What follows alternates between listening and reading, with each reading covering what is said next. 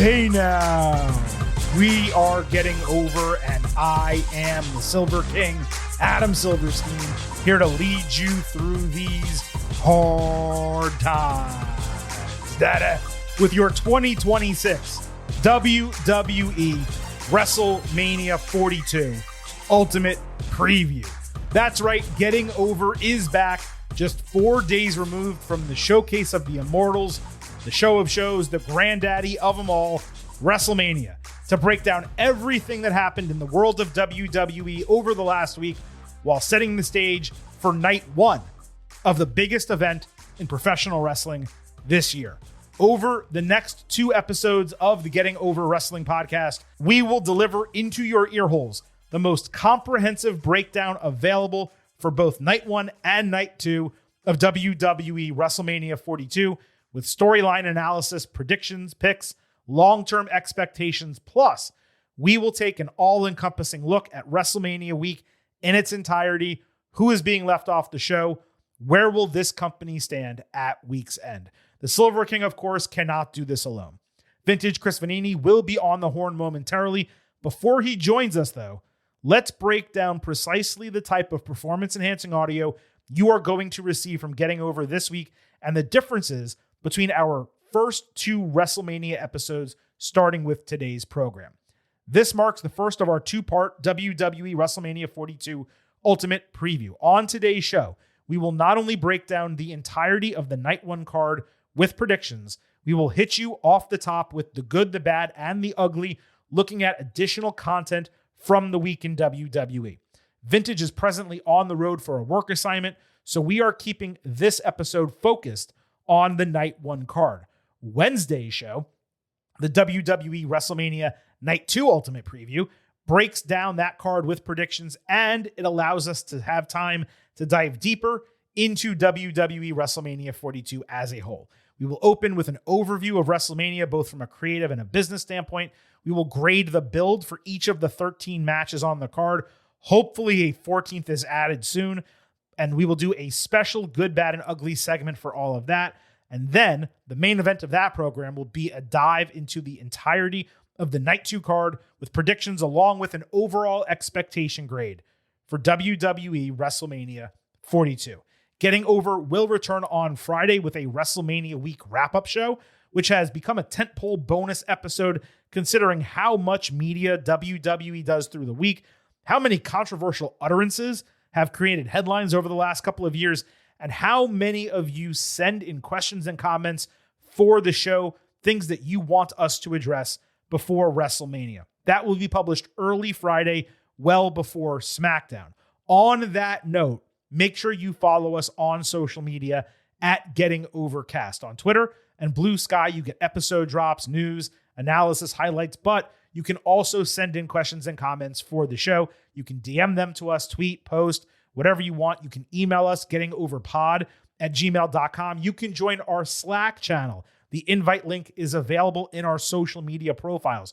No matter how you want to contact us, do so, and we will inject your questions and comments into that Friday show.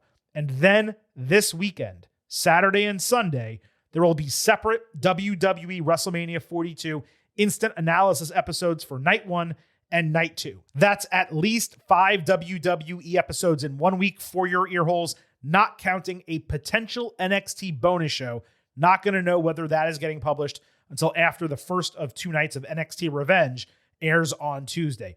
And all of that is before next Tuesday, when we return with your Raw after WrestleMania analysis, one of my favorite shows of 2025. So, 5 episodes of performance-enhancing audio invading your ear holes before the week is out. All of it centered around WWE WrestleMania 42. If you are listening to this show for the first time, if you are not a full-time subscriber, make sure you hit that button. Follow us across the board on social media at Getting Overcast. You can also subscribe on YouTube. You can listen to the show, watch full-length video interviews. Make sure you find us in all of those places. There's also something else I want you to make sure that you remember.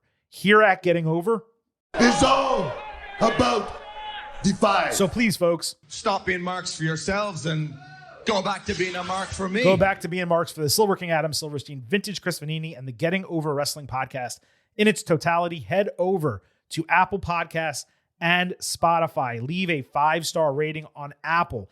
Take a little extra time. Leave a 5-star written review. If you do, we will read it live right here on the show. But not only that, it is WrestleMania season. There's a brand new, I believe, wrestling podcast category on Apple.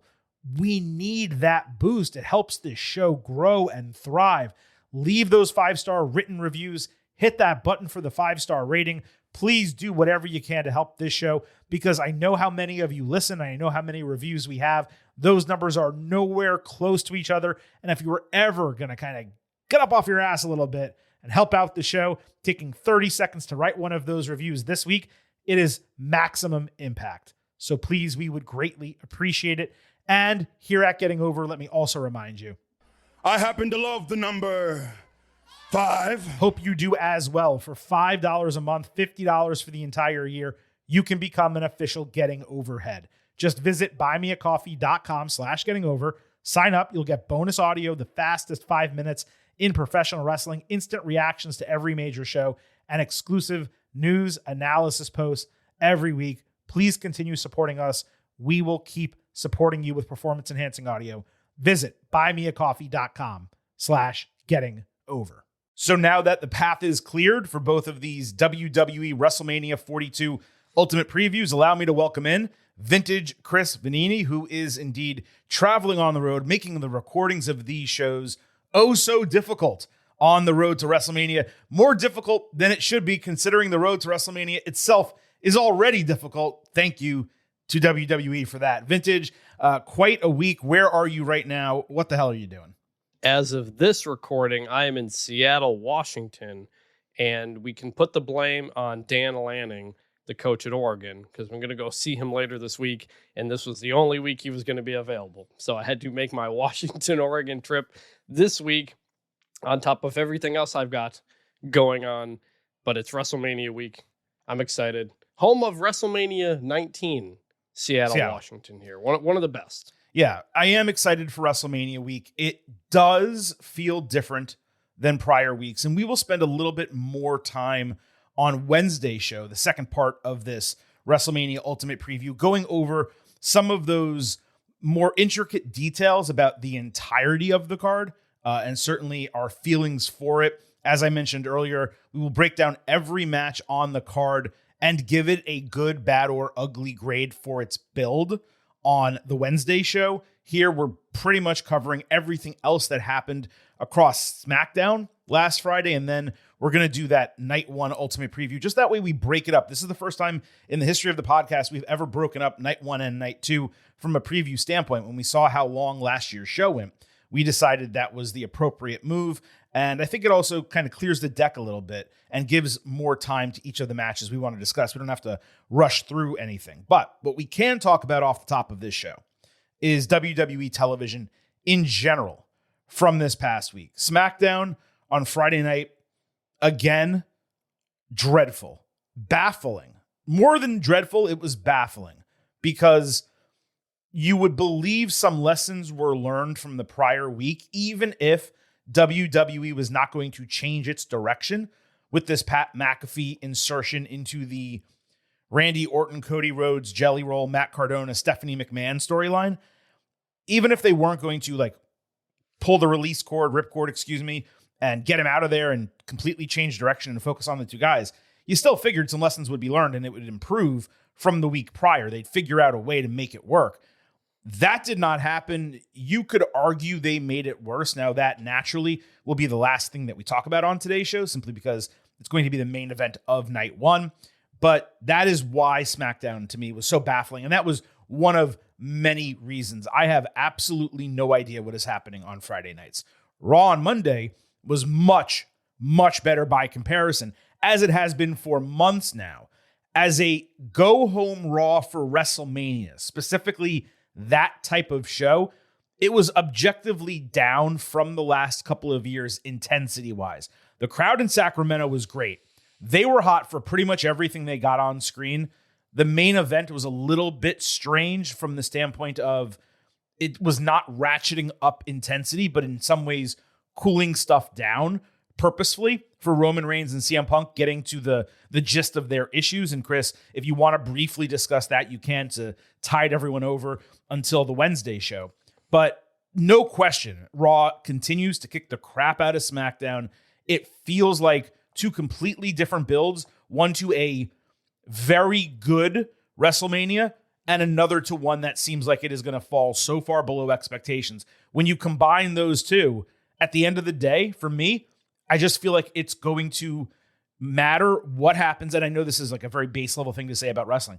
It's going to matter what happens in the ring. Even with a poor build, you can deliver a great WrestleMania. It's going to be incumbent upon Paul Levesque and his entire creative team to do exactly that, even with the absolute insanity that is happening every week for 3 hours on SmackDown.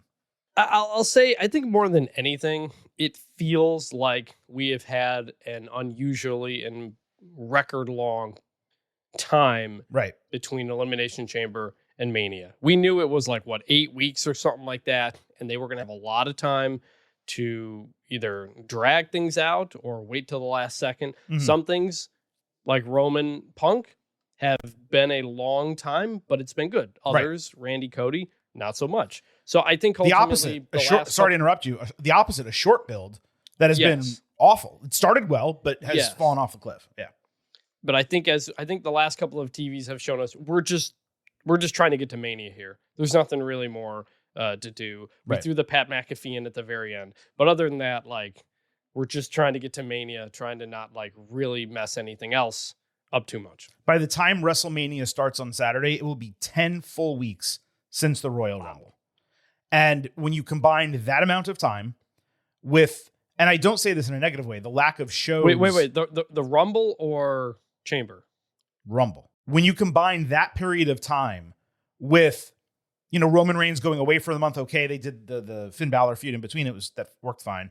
But when you combine that period of time with the injury issues they suffered and the alterations they've had to make, and even outside of that 10-week window, I've said this many times on the podcast, WWE has needed to pivot its creative for WrestleMania. Needed to, not wanted to, chosen to, needed to, at least 5 times. And this is dating somewhat back to SummerSlam. And you could say, well, there's such a long runway between SummerSlam and WrestleMania. They should have figured it out.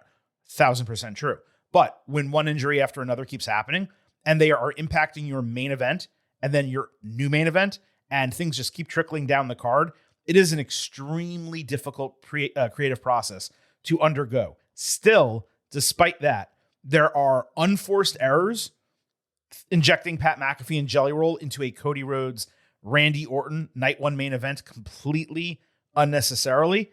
And WWE has had opportunities, and I'll say this now because who knows if something changes between this podcast and our next episode on Wednesday. WWE has had opportunities given to it on a silver platter to win brownie points and get goodwill from the fans. Specifically, I'm talking about adding Io Sky versus Asuka to the WrestleMania card, a match the audience universally desires. A match involving one of the best women's wrestlers on the roster in Asuka, a legend, and arguably the best women's wrestler on the roster, one of the best period, if not the best period, some would say, in Io Sky, a multi-month feud that has been ratcheted up on television and in every way is ready for a tentpole WrestleMania match on a card where they have 4 women's matches, not 5 or 6 like we expected, 3 on one night, 1 on another night. And despite them continuing to feud on Raw and getting to something that I suggested last week, Chris, they should have been doing since the beginning. Despite all of that, the match is still not announced for this show. It's an own goal. It's an unforced error. I don't understand why WWE is simultaneously making these own goal mistakes with Pat McAfee and Jelly Roll and then not trying to capitalize on easy wins they have in Io Sky and Asuka. It is mind-boggling to me. So like something's up with the Io Asuka stuff, and we know that. Like I think Io even posted something Monday about challenging Asuka, and then that getting deleted. She wrote something about like Asuka challenged her last week, kind of to a match. You'll remember on TV, and then Io tweeted, "Hope to see you in Vegas." Yeah, and I don't know if this is true, but I know some of the thoughts have been like it might depend on Nikki Bella's injury. All right, let me cut that off. Let me cut that off because I've seen this bandied about, and it's not your fault for bringing it up, but I just need to. We don't need to go too far. No, we're not going to go deep. No, we're not going to because we got a lot to get to. One person reported this. The person who reported it is wrong about nearly everything involving WWE. No one else has confirmed it, and it has caught wildfire that Nikki Bella's status is determining whether Io Sky and Asuka fight at WrestleMania, because otherwise the Kabuki Warriors would be injected into that women's tag team match. Now, is it somehow possible that if she's not cleared that happens? I mean, maybe. They have been nowhere near that division. There are other women's tag teams on this brand. Raquel Rodriguez and Roxanne Perez, Beefab and Michin from SmackDown could have been a replacement, etc. There's been no indication of that happening. This person is always wrong. And somehow this has become accepted insider information. It's not true, is my understanding. I've heard nothing about it. Okay. And yes, it would be ridiculous if them having a match was dependent on Nikki Bella's ankle. I can't even imagine that being true.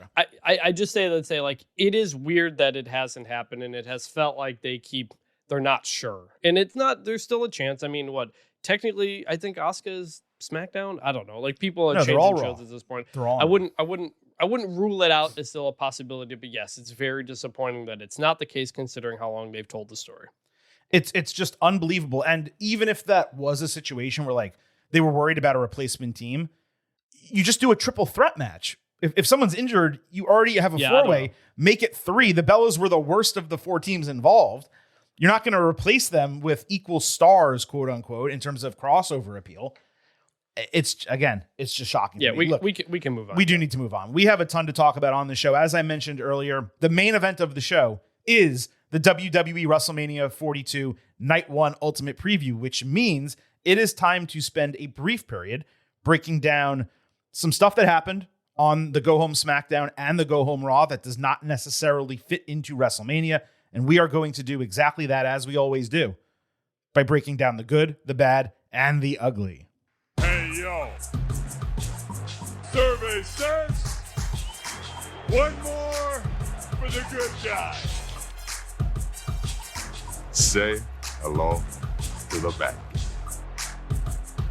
Don't sing it. Bring it. Matt Cardona in the training room told Carmelo Hayes that he empathizes with his situation because it similarly took him a long time to get his WrestleMania moment. Hayes was selling an injured knee. Trick Williams and Lil Yachty came through with Trick telling Melo he thought he was going to beat Sami Zayn last week. Hayes shot back about Williams costing him the title and now putting him in a situation where he needs to rehab his knee. He got into it with Yachty, then told Trick he'd be coming after the title if he is able to win at Mania. Cardona then got heated at Yachty and basically was just sick of him talking his talk. So Yachty suggested that he and Williams fight it out. Yeah, that's exactly the alignment they should be using with Carmelo Hayes. So we think of him like the absolute loser that is Zack Ryder, who got gifted one WrestleMania moment and then lost that Intercontinental Championship the next night on Raw. As a segment, like just a composed segment, it was good. Got the job done to write off Melo by establishing his knee, and Yachty was actually kind of great talking shit to the faces. But as a piece of booking, you know this is effing bad. Hayes missing WrestleMania is an absolute joke.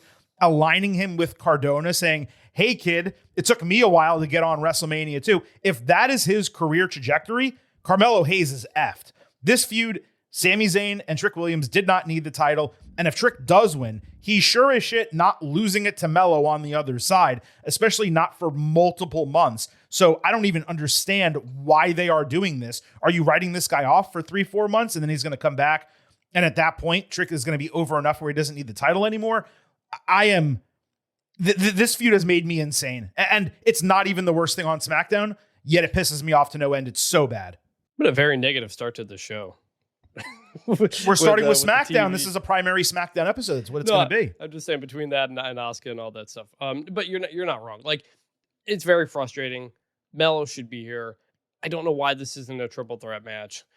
if you're not going to have him on the show, this is maybe just the next best thing. So when he does come back and we get into that, re-energize him and go. I hope that means they have a plan when they get to that point. So segment, it was what it was. And I guess this is the part where I'll plug. I talked to Trick Williams for my college football podcast. That will be up later in the week. I don't know the day yet, Thursday or Friday, on Bunch Formation, if people want to check that out as well. And because I'm writing a story about Trick, but we'll talk more about that match on the next show. Yeah, excited to talk about Trick and Sammy just from a booking standpoint, what the hell they are going to do. That is a night 2 match, as you mentioned. And yeah, the frustration for me is like, did Melo really have to lose the title for the Trick and Sammy storyline to get inserted into the championship feud? I don't believe he did. And again, that feud existed for so long, it didn't need the championship involved. And we felt that be rushed on television unnecessarily. If you wanted to keep Carmelo Hayes off the show and have him retain the title, meaning be champion, have a match on the SmackDown before WrestleMania, we'd be upset. We wouldn't be as upset. Taking the title off of him unnecessarily for a feud that didn't need it because it had already been established without a championship, just so Trick gets that moment at WrestleMania, it feels so ridiculously forced. Not the first time, won't be the last time that has happened around WrestleMania. Royce Keys got an extended video package going over the struggles he faced in his life while living in East Palo Alto, California, about 30 minutes from the SmackDown location in San Jose. He said wrestling is all he ever wanted to do. It brings him peace and motivates him, and he refuses to be defined by the streets. Instead, he wants to be remembered for where he is going. Excellent stuff here. This was published on social media a couple days before SmackDown with an announcement that he would make his TV debut on the show. It only being 8 days from WrestleMania, Key starting on TV was a curious decision. As I said on last Friday's show, once he didn't appear within the first month after debuting at the Royal Rumble, it basically didn't matter when he showed up next. There would be understandable criticism and skepticism. My expectation was a quick build to a popcorn-style palate cleanser match at WrestleMania. We did not get that. We just saw him wrestle. We'll talk about that in a second. But the video package, the introduction of him, and the idea of bringing him onto SmackDown and him making his debut near his home, it engendered a lot of goodwill with the crowd. So it was good.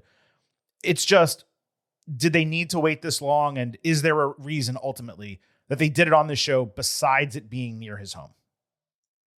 This was fantastic.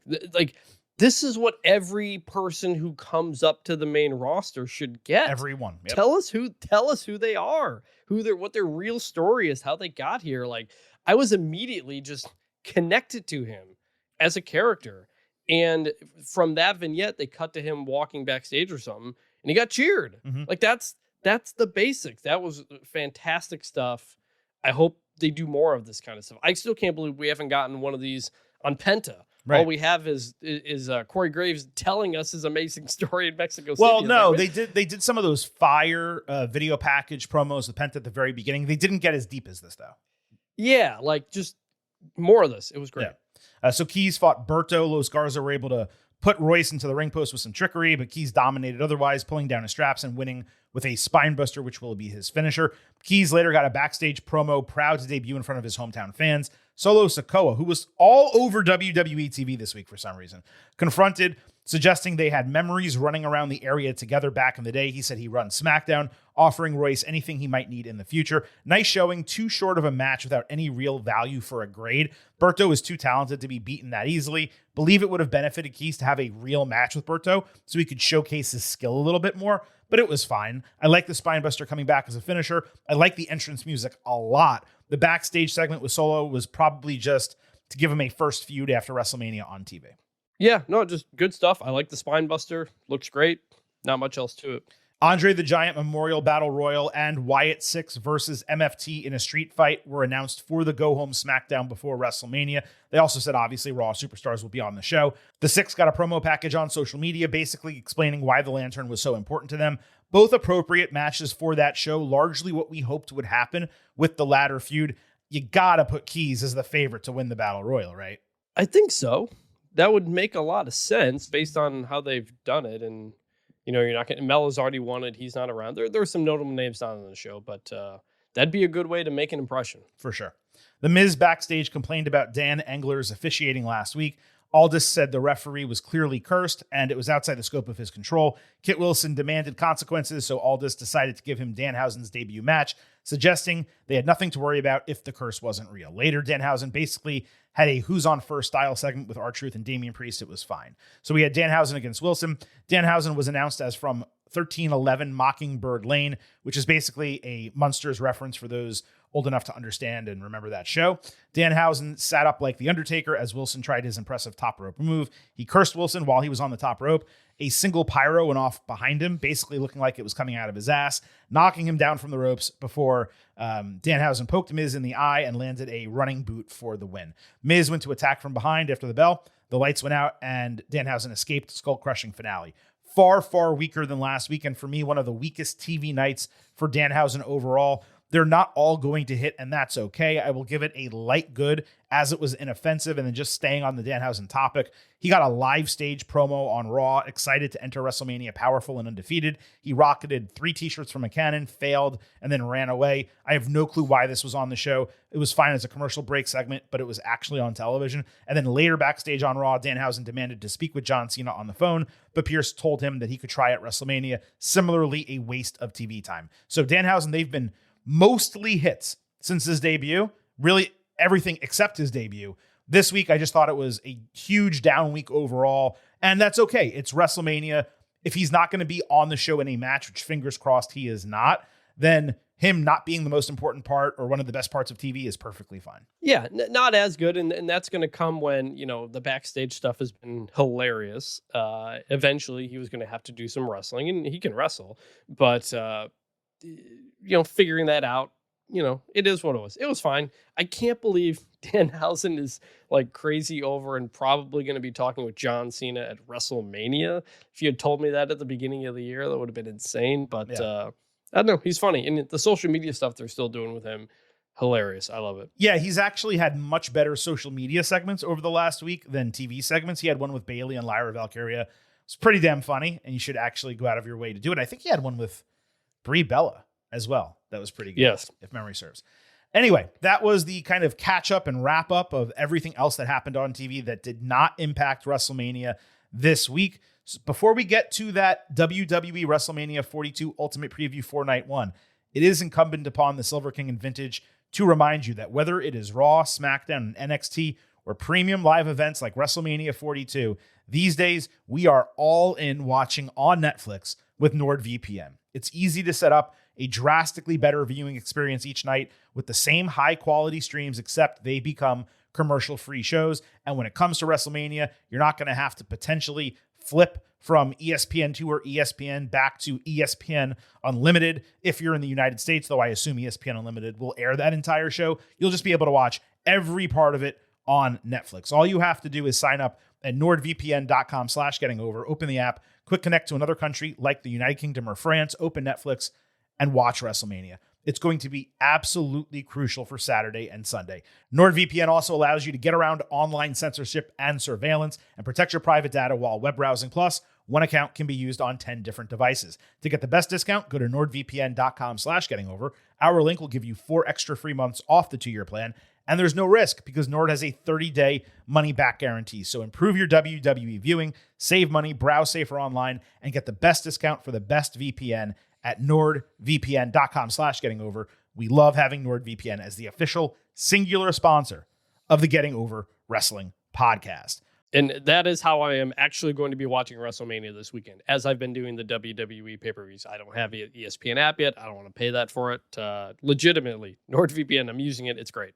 I have ESPN Unlimited for free with one of my streaming packages, as many of you do, by the way. And I'm still going to be using NordVPN with Netflix because it's a better experience. You don't have to sit through all the commercials. You get extra video packages.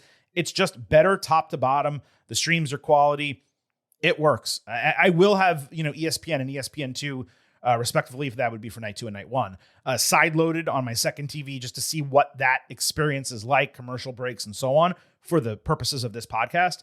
But no, the main TV will be streaming WrestleMania 42 on Netflix. Speaking of, it is officially time for us to begin our breakdown of WWE WrestleMania 42 by sliding into the main event. This is the main event. Welcome to your WWE WrestleMania 42 Night 1 Ultimate Preview. Silver King and Vintage will break down 7 of the 13 announced matches. Fingers crossed that one more is being added for Night 2, but as of now, that is not the case. 7 matches on Night 1, including 3 involving the women, which I gotta believe I need to go back and double check and do some research. Again, we'll have some of these additional items and notes for you on Wednesday's show. I have to believe that's the most women's matches in a singular night since WWE has moved to the 2-show format. Hell, it might be the most ever, period, in any night of WrestleMania in its history. And that is fantastic. We love that. There are indeed 7 matches on this card. And before we break each of them down individually, I'm just going to read them off to you and let you know what they are. The WWE Championship will main event. Cody Rhodes defending against Randy Orton with Pat McAfee in his corner and likely Jelly Roll in Cody's corner. Women's World Championship, Stephanie Vaquer defending against Liv Morgan. Jacob Fatu versus Drew McIntyre in an unsanctioned match. This will air during the first hour on ESPN2. The Intercontinental Championship, AJ Lee defending against Becky Lynch. Seth Rollins versus Gunther. The Women's Tag Team Championships, Irresistible Forces defending against Charlexa, the Bella Twins, and Bayley and Lyra Valkyria. And LA Knight and the Usos versus iShow Speed and The Vision. This is going to be the first match of WrestleMania 42. It'll air live on ESPN2 as the entire first hour of WrestleMania each night will air on one of those stations. Night 1, ESPN2. Night 2, the main ESPN. So Vintage, we are going to start precisely where WWE is going to start. LA Knight and the Usos against iShow Speed and The Vision. The Vision gassed up Speed before he began a training session, saying he needs to lock in while gaslighting him about everyone hating him and Speed having no choice but to fight alongside them. It was short, decently well-produced from the WWE Performance Center. Would have been more effective to run a series of these starting a couple weeks ago. It got the job done. Speed seemed to buy into the Vision by the end, being on their side reluctantly. Knight and the Usos later commiserated backstage when MFT randomly showed up on Raw with Solo Sikoa telling his guys the entire family is a mess and the Usos are making the family look bad by hanging out with Knight. So LA made a 6-man challenge and didn't flub his promo for once. WrestleMania week allowance for random people on each respective show. They did somewhat explain his reasoning for being there, trying to figure out everything that's going wrong with the family, from Jacob Fatu to Roman Reigns to his brothers, the Usos. It was odd for Solo to be there. Ultimately, though, the match that happened made sense. And the backstage segment, along with really primarily what we're talking about here, is that training vignette for Speed. They worked well enough.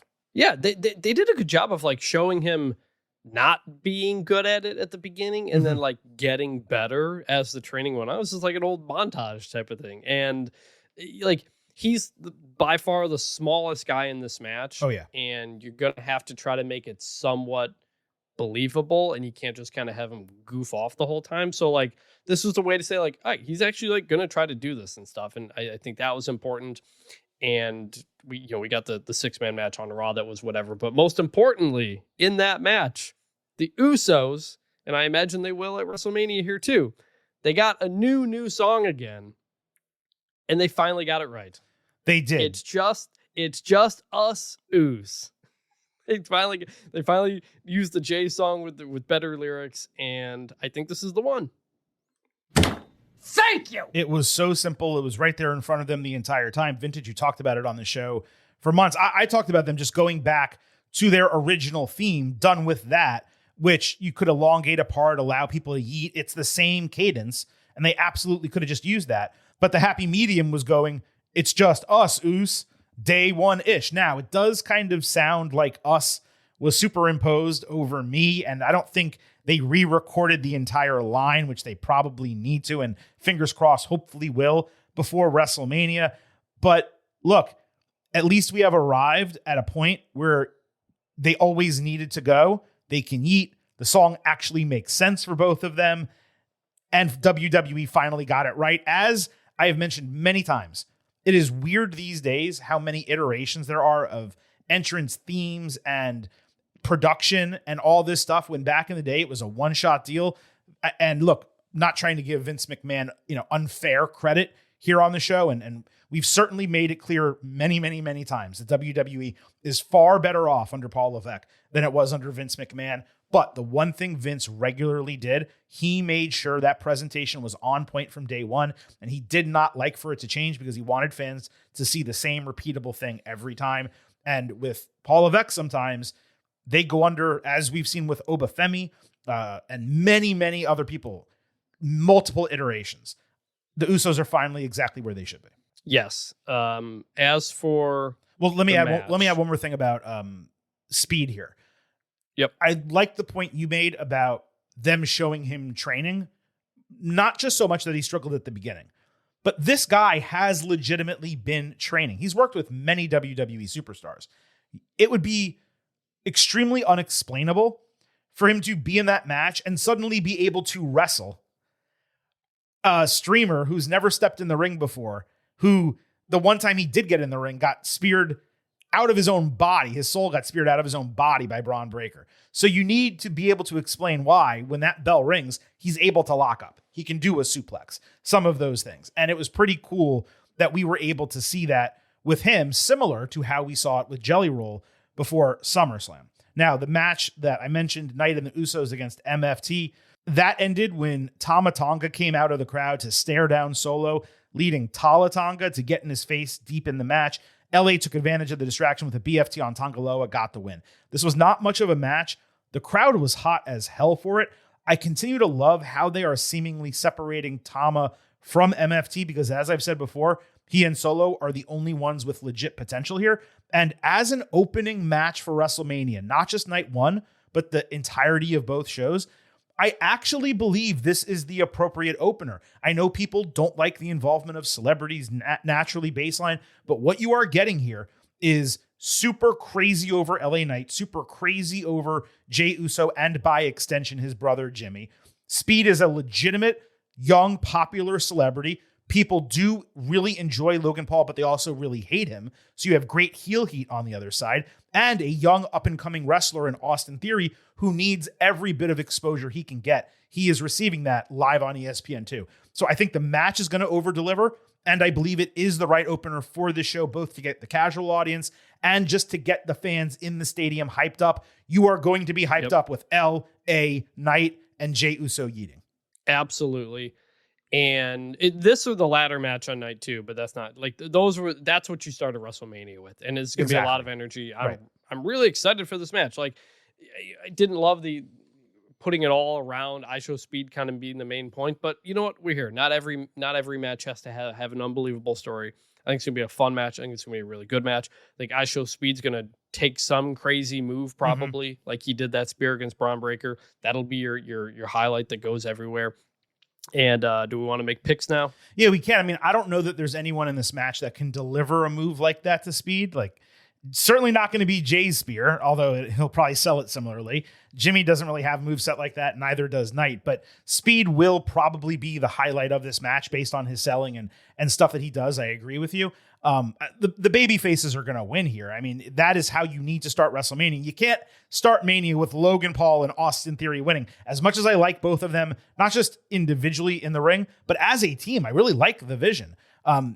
You have to have the baby faces win a huge pop, get the crowd energized. That is why this match is in this position. Yes, I have that as well. The baby faces winning. I think either Logan Paul jumping off the turnbuckle through the announce table or something, or ISHO Speed takes a move on the announce table or something. I think that's very possible. Could this also be the spot, if he's going to show up, where Tom Brady shows up and maybe screws Logan Paul, possibly, or something like that, and costs him the match? I'd also wondered if ISHO Speed might do that, because he's kind of getting bullied by Jay and Jimmy. Maybe he turns on Logan, makes something bad happen to him, and proves that he's not a bad guy, basically. Yeah, and that'll go viral or whatever. Yeah. So I think there's a few possibilities, but Logan Paul being on the end of something with some celebrity would be a good way to start that. Yeah, Speed getting the best of Logan either during or after the match would be pretty cool. And you said a second ago, like, not everything needs that much storyline. This actually has storyline, and it has good storyline. Now, the title change itself, the straps going from the Usos division, was extremely mediocre and rushed and kind of just thrown together. but they have been telling a great character story individually with Speed, which is why we have said not all celebrity involvement is inherently bad.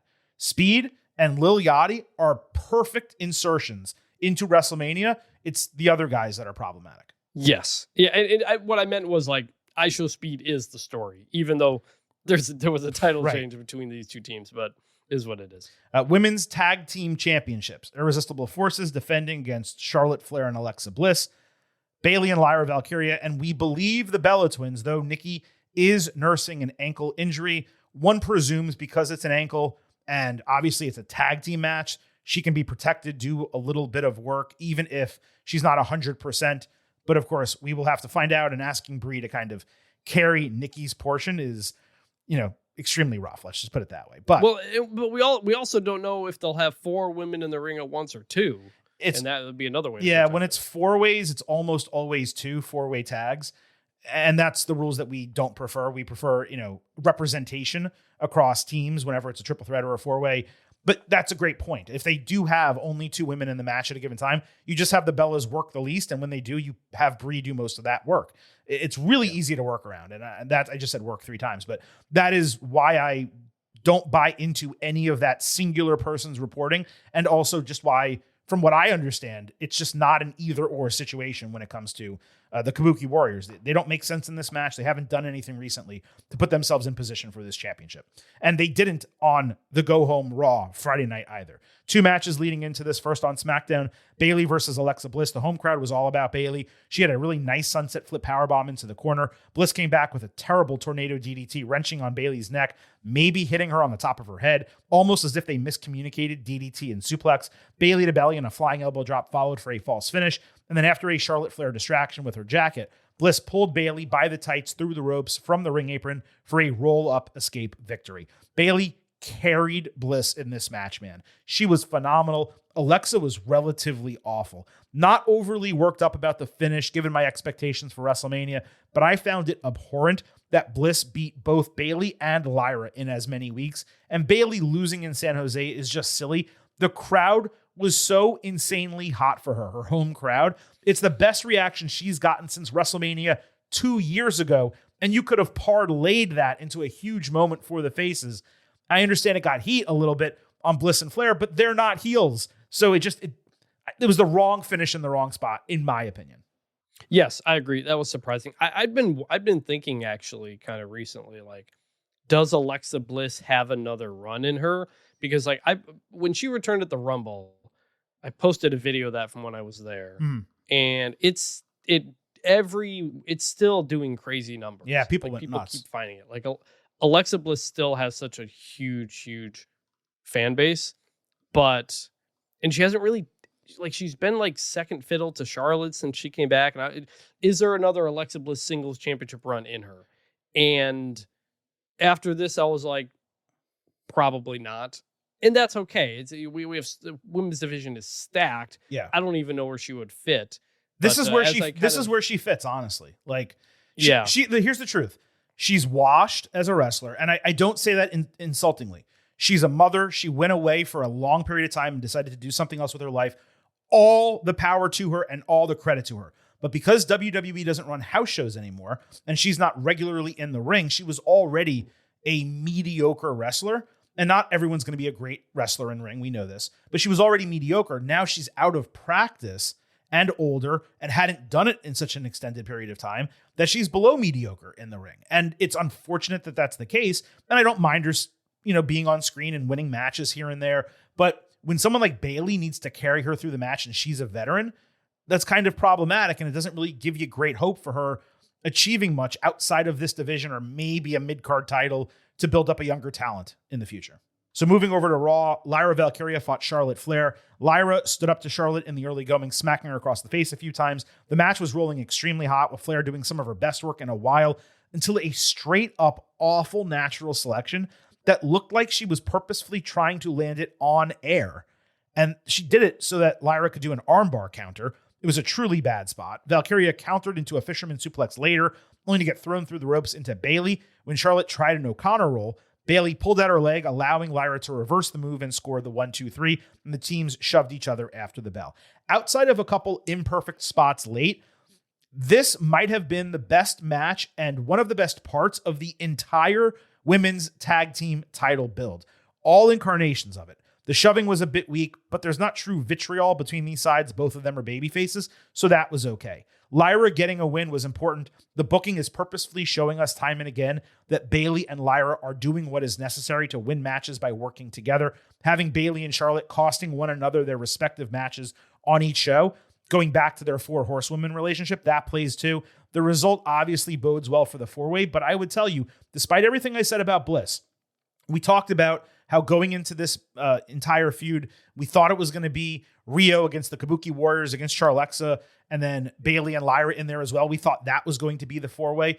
If you had told me this was a women's tag team championship match in this new incarnation with just Charlexa and Bay Lyra, whatever you want to call them, to me, I'd be more excited about that than this 4-way involving Irresistible Forces and the Bella Twins, who frankly don't add anything except some nostalgic name value. So I kind of just conflated a couple things here, Chris. I talked about the match on Raw and my overall perspective of the match itself. Yeah, look, I mean, the WWE Women's Tag Team division over the past 4, 5, 6 months has been incredible. Like, I'm glad it is a 4-way match, as many of the teams as you can. The problem is we don't have Rio, we don't have Kabukis, and we threw the Bellas in, and it kind of, ever since the Bellas came into this, it has really sapped a lot of the momentum of the women's tag division. But Irresistible Forces have been really good. Like, I'm glad that they are here in this. I'm glad they got the championship, and maybe a 3-way tag or somebody else would have been better. But no, I'm glad this match is happening and most of the teams that are in it. What did you think about Lyra and Charlotte on Raw? Very great match, as you would expect. Great.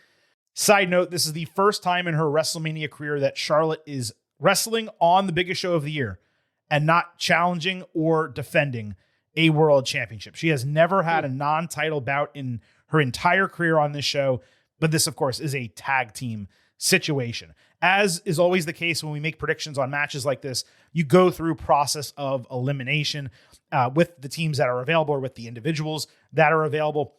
I have been steadfast on what the booking needs to be for the Women's Tag Team Championship for, months, at least 3 or 4 months. There's no situation in which the Bella Twins should win. I understand the storyline of them establishing the division and being legends in the whole 9 yards. They cannot win these titles. It would be like giving the Intercontinental Championship to Maxine Dupree, just dropping it down to an unnecessarily low level. Charlotte Flair and Alexa Bliss were champions previously. They got over with the titles. That's cool. They work perfectly fine without the straps. Irresistible Forces, I always have seen them as transitional champions. It established them as a team giving them the titles, and they also made the most sense as legitimate people to beat Rhea Ripley and Io Sky, arguably the top 2 women's wrestlers in the entire company. But there is a natural, awesome babyface storyline for Bayley and Lyra Valkyria dating back to WrestleMania 41, where Becky Lynch attacked Bayley, forced her out of that tag team title match, ultimately won the straps with Lyra. Then they lost them on Raw. Becky turned on Lyra, so on and so forth. But Bayley missed WrestleMania that last year. That was a huge reality storyline, but kayfabe as well, they turned it into. And then for a period of time, while this women's tag team division was reestablishing itself over the last few months, Bayley and Lyra were often on the outside looking in, or they were in matches, but would get screwed over and lose, and then Adam Pearce would ignore them. So they worked themselves into this opportunity. They have come together as a team. They're showing us on television that they're outsmarting teams, not just out wrestling them. And there is a natural, inherent explosion of positivity that theoretically should come with them winning and atoning for what happened at 41 that pissed off so many people. Bayley missing the show and both of them not winning the tag team titles. Bayley and Lyra they must walk out of WrestleMania as the new women's tag team champions. Yes, it has felt this way for months, really, that we were eventually going to build to this point. Both of them were featured in Unreal as sort of sympathetic characters. Bayley for being left off Mania, Lyra for having her issues with the Becky match. People are behind them. Like it's the natural thing to do. This is what WrestleMania is for. I would be stunned if they don't win. It's one of the most no-brainer bookings on the entire show. Moving to Seth Rollins versus Gunther. Gunther came out on Raw to presumably explain his attack of Rollins, only to be attacked by Rollins before he could speak. Luckily, it was not a pull apart. Seth said that this was Gunther's receipt for twice jumping him, and if it was truly personal, as he claimed, if he was truly a man, he'd come back to the ring and explain himself. Gunther admitted that he's solving Paul Heyman's problem, but that's not his motivation. He said Rollins has been pissing him off for years, claiming to be the best, and if he's honest with himself, he knows he avoided Gunther when he was World Heavyweight Champion. Gunther literally went head-to-head with Rollins, saying he can't lace his boots before they exchanged blows. Rollins avoided a powerbomb, and Gunther avoided a stomp on the steel steps that probably should not have even been attempted. It was a really strange angle, and with Seth having his knee issues, I don't want to do a stomp where your knee ends up elevated. This is the one match on both nights of WrestleMania that we have agreed deserves total leniency, given it was basically plucked out of thin air due to a variety of injuries with plans changing multiple times. I'd still have liked a bit more build, and considering they are doing the whole who is the best wrestler concept, perhaps it should have been 2 out of 3 falls or a 30-minute Iron Man match, just to give it a little bit more oomph. I'd have gone with, as a storyline, the ring is sacred, and you made it a clown show for years, considering Seth's frickin' persona. But I can understand why they are shying away from that. They want to present Rollins as a serious competitor, especially if he winds up winning. It's just how I would have kicked this up a notch, and truthfully, not much is needed to sell Seth Rollins and Gunther in the ring. It's Seth Rollins and Gunther. And you know what? That's going to be a banger. Exactly. Like, you could have done a little bit more of the story, but I like the idea of Gunther being like, you've said you're the best. You're not. I'm the best. Let's do it. Like, it's almost like the AEW storyline we get on every pay-per-view, kind of. But WWE doesn't do this one as much, so it feels a little bit fresh. And again, injuries, it had to happen. Could be the match of the night. Could be the match of the weekend. High expectations just for these guys to just go out and do really good wrestling, because we don't know if these two will ever be able to do this again. Sometimes, like, there are matches that don't happen, and you look back and you go, how did that not happen? How did The Rock and Shawn Michaels never happen? Right. And injuries were what they were, so let's do Seth Rollins versus Gunther, because we don't know if we're ever going to have that opportunity to do that again. So I actually do appreciate that, and this one is for us, the guys you just want to see the wrestling.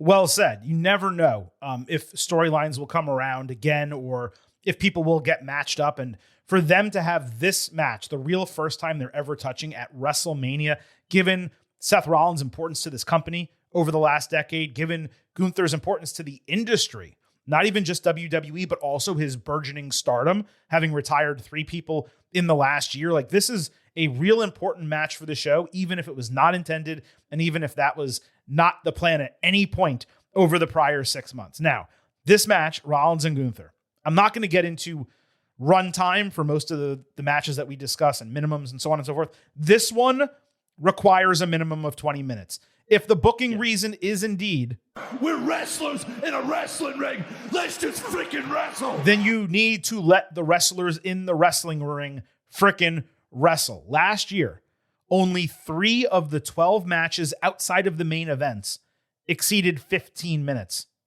This one absolutely has to be one of those, but really 15, 16 is not enough.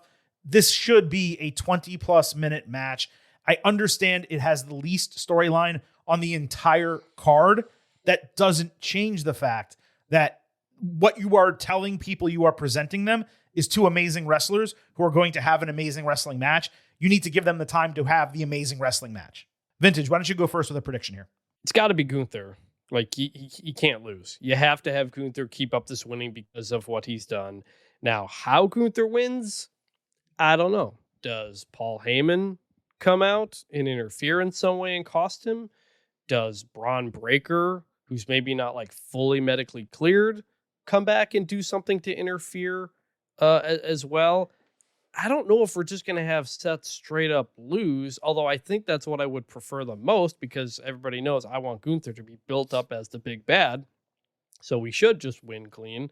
But Gunther wins probably with somebody interfering on Seth. Maybe it doesn't directly impact the outcome, like lead to the finish, but something that sort of gets Seth a little bit off and Gunther wins. Yeah, I mean, that's correct. I disagree with the concept that Rollins can't win, because the Gunther character, he can't just only win and retire people. Like that can't be all he does. There's only so many people remaining. There's a finite number of potential retirements. And you also cannot have him win every single match. In fact, if there's any place where this guy loses, it's at WrestleMania. And you have a huge program ahead with Rollins and Braun Breaker on the backside of this. The only question is, do you start that, or continue that during WrestleMania? Or do you put a pause in, you let this exist in its own silo, and then you run that on the back end? To me, if you are going to engulf that in flames and remind people that these guys truly hate each other, Rollins and Breaker, and they're about to go on like this establishment feud for Breaker as a potential future main eventer in WWE, you need to get him on this WrestleMania card. And the best way to do that is to have him distract or interfere in this match. So my hope is this is how it transpires. These guys are going for 18-ish minutes, just an absolute banger between them, showing what they can do, what a match like them for the championship, main eventing a show would potentially look like.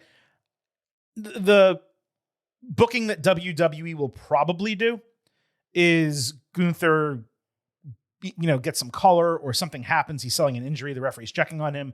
Braun Breaker jumps out of the crowd, runs around the ring, spears Seth Rollins. He goes back in the ring, kicks out of something, and then ultimately Gunther is able to finish him. That's most likely what will happen. I would prefer Breaker not get physically involved. I'd rather him serve as a distraction. That give Gunther an opening to regain control of the match. And then it extends another 3 to 4 minutes and Gunther wins on the back end of that. So it's not an immediate impact, but more of a longer term. Rollins is rolling along. All of a sudden, oh crap, the momentum shifts. Gunther winds up winning. That is how I would ideally book it. I have a feeling it's going to be more the former. Again, I disagree that Rollins can't win or shouldn't win. I would be 100% fine if he does. But the victory will go to Gunther is my prediction. And I do believe we see Braun Breaker on the show. Intercontinental Championship, AJ Lee defending against Becky Lynch. The go home on Raw was a tremendous video package. Last week's interview confrontation was good enough in my eyes to close the storyline, considering how long they have been feuding. Disappointed this is not a submission match or some other type of stipulation match. I do believe they are going to over-deliver to our expectations, considering now AJ has been back for a while. She's had the opportunity to train extensively. Her match with Bayley was awesome a couple weeks ago, and Becky and AJ were probably holding back a little bit in their prior meetings. So I believe the stage has been set nicely. It is a long-term feud. That's positive. And again, I think the go-home package from last week was good enough where this week on Raw, they just ran a video and said, you know what, you guys already know what this match is about. Right. It's a big match. In terms of you want a stipulation, this is the night of the show that has all the stipulations, or a lot of them. You got 6-man tag, 4-way tag, McAfee thing at the end. You have an unsanctioned match. So frankly, I don't consider any of those stipulations except for unsanctioned. In the 4-way, they can utilize weapons, yes, but that's it. I mean, the rest of it's a pretty basic card. I just mean because night 2 is all singles matches except for one. So this is the night that has more stuff going on. It actually makes this one stand out a little bit more because of that. I just hope it's serviceable. I'm not expecting a great match. I don't want to have my expectations too high and then be let down. They'll probably get 8 to 10 minutes, I think, and that's probably good enough. I think AJ's done a good job establishing coming back. The vignette, the talking to each other last week was really good. That was pretty much it. We just kind of had to get back to that point, and we're just waiting for the match now. So looking forward. And by the way, the Intercontinental Championship being featured on this show is a huge positive, even if it required more veteran women to be there. But don't forget, there's a lot of women on this card. You obviously have 8 in that tag team match, and that took out a lot of star power from both brands, where otherwise people need to fit into their respective roles. I didn't necessarily love the fact that AJ Lee ever won this title. I wish that if she had, it had happened earlier. That way Becky Lynch was chasing for longer. But as we mentioned, it's been a long run since Elimination Chamber. It feels like AJ has been champion longer than she even has been. It would be nice if she had more defenses on television and was established as that champion. But the goal was to get her a win in Chicago And now we move to WrestleMania, which is Becky Lynch's show. She's Miss WrestleMania. I don't think that title has ever been established before, but if it has been, or if someone wants to establish it, it belongs to Becky. She's the GOAT. It's not just her saying that. We've said that many, many times. And the whole point of this has ultimately been to get the Intercontinental Championship back to Becky Lynch. It never should have left her and gone to Maxine Dupree. That was done on basically her decision because she was taking time off around the holidays, and WWE bought into trying to platform Maxine. It did not work. It took a lot of air out of the prestige of this title that Lyra and Becky had built up for so long. AJ getting it in almost a transitional way back from Becky, totally fine, but AJ's not going to be on the show weekly. Becky is. There's a lot of women in this division who need opportunities. There's a lot of women that need to call up from NXT to both shows to get opportunities. And you need Lynch to reestablish this Intercontinental Championship away from that persona that she was doing for so long. Let her reestablish it as the pure heel she has been for the last couple of weeks. Put it back on a younger talent and then move forward. Becky Lynch walks out of WrestleMania, the new Intercontinental Champion. And not only that, it establishes her as the women's Intercontinental Champion. She would have 3 reigns, no one else having more than one. Lyra, initially Maxine Dupree with one, and AJ Lee now having one for about 50 days by the time WrestleMania happens. So Becky would be the preeminent women's Intercontinental Champion, and they'd be able to run that as a storyline for an extended period of time until someone eventually exceeds that total. I agree. Becky wins for all those reasons you said, most notably, like she's there every week, and that's important. So I'm going Becky as well. I do wonder when Becky gets back into the World Championship picture. Totally. But she has spent much of the last several years working with younger talent, establishing various titles. Like this is also one of her wheelhouses. So I think that continues. She has made this feel important, and the more important this title becomes for WWE, the better it is for the women's division as a whole, because it means more women will get featured in roles that matter to fans. We have Jacob Fatu against Drew McIntyre in an unsanctioned match. This will air during the first hour of WrestleMania on ESPN2. McIntyre got a promo package from a jail cell calling Fatu a failure as a man and father. He said Fatu will always be a convict, and it's not McIntyre taking food off his family's table. That happened when Jacob chose a life of crime over his family. He said Fatu belongs in a cage like an animal, not in WWE. McIntyre promised to beat him up within an inch of his life. That way, he turns back to crime and winds up in jail again. He said Jacob stole his WWE Championship, the main event of WrestleMania, proving himself a liability, with McIntyre now serving as judge, jury, and executioner. This was a home run video package. Far better than I expected last week when my presumption was some type of in-ring trial segment. It could have been a bit grittier. The production value was way too high, if that makes sense. But the promo was spot on for the situationality of the feud and how McIntyre should be feeling slighted given everything that happened to him. As I said last week, the build for this has been great. It feels like a similar situation to McIntyre and Damian Priest last year, where these guys are over-delivering on the road and are probably going to over-deliver in the match, though the match being on ESPN2 concerns me, because if you're going to have an unsanctioned match on cable TV, let's say at 6:30 p.m., how unsanctioned are you actually going to get? That is my big hanging question over this. But the go home for McIntyre at first, we have more to talk about, nailed it on Friday night. It was the best part of SmackDown, probably. Yeah, really good. You know, I do wonder at what point we evolve Jacob Fatu from more than just the guy who was in jail character. But if you're going to do it, do it. Mm-hmm. And Drew went in on that and actually got into the details of what that means so you could feel that. So very good stuff from Drew. After watching McIntyre's video on a monitor, Fatu started promoing back before MFT interrupted with Solo Sikoa saying Jacob's criminal past embarrasses the family. Sikoa mocked Fatu for getting his teeth knocked out. The last place that they were standing, they were in the same exact loading dock area in San Jose, reminding that McIntyre did not do it and the situation remains a mystery. Then he called on Tama Tonga to step up and fight Fatu. Obviously loved the reminder that Fatu has been acting out the entire time against McIntyre for something this guy did not do. Solo was the perfect conduit to work here with Jacob, doubling down on what Drew said while progressing his side story with Tama and just keeping continuity with everything. This is the type of role that Solo excels at is actually the word I was looking for. He's so much better being this guy, the shit stirrer, than a leader of a faction. So we had Fatu against Tonga. There was some nice work here once again from Tama, hitting a few huge moves for a super late false finish, one after another, including an inverted crossroads. Jacob, who was wearing head shrinkers tights. Oh! Yes! I love that! Prevented Cutthroat with a super kick, quickly hitting a pop-up Samoan drop and the mighty moonsault to win. It was a bit surprising that Tonga dominated this match, but I appreciated it considering time had been spent building him into this singles wrestler, given the ongoing situation with Sikoa and MFT. The match was too short to take much away from it. It was mostly a setup for McIntyre to attack Fatu out of the crowd, again preventing him from speaking.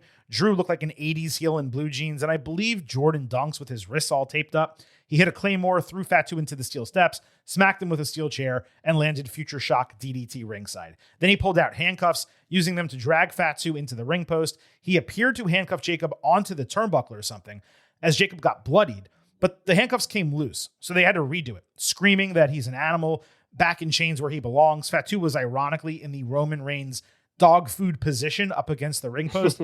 He headbutted McIntyre only to get beaten down again. The handcuffs broke off a second time. So McIntyre handcuffed Fatu behind his back. They came off again, and he hit a Claymore in the ring before ending it with 24 legitimate belt whips.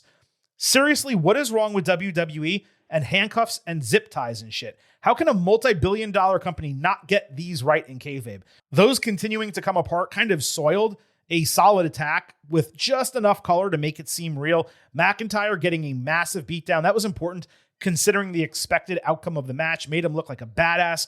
But holy hell, this thing went on way, way too long, largely because the handcuffs didn't cooperate. So I'm guessing they had to improv a little bit. I wish it would have been flawless because the booking otherwise has been great. So perfection not achieved, but still extremely strong as a go-home.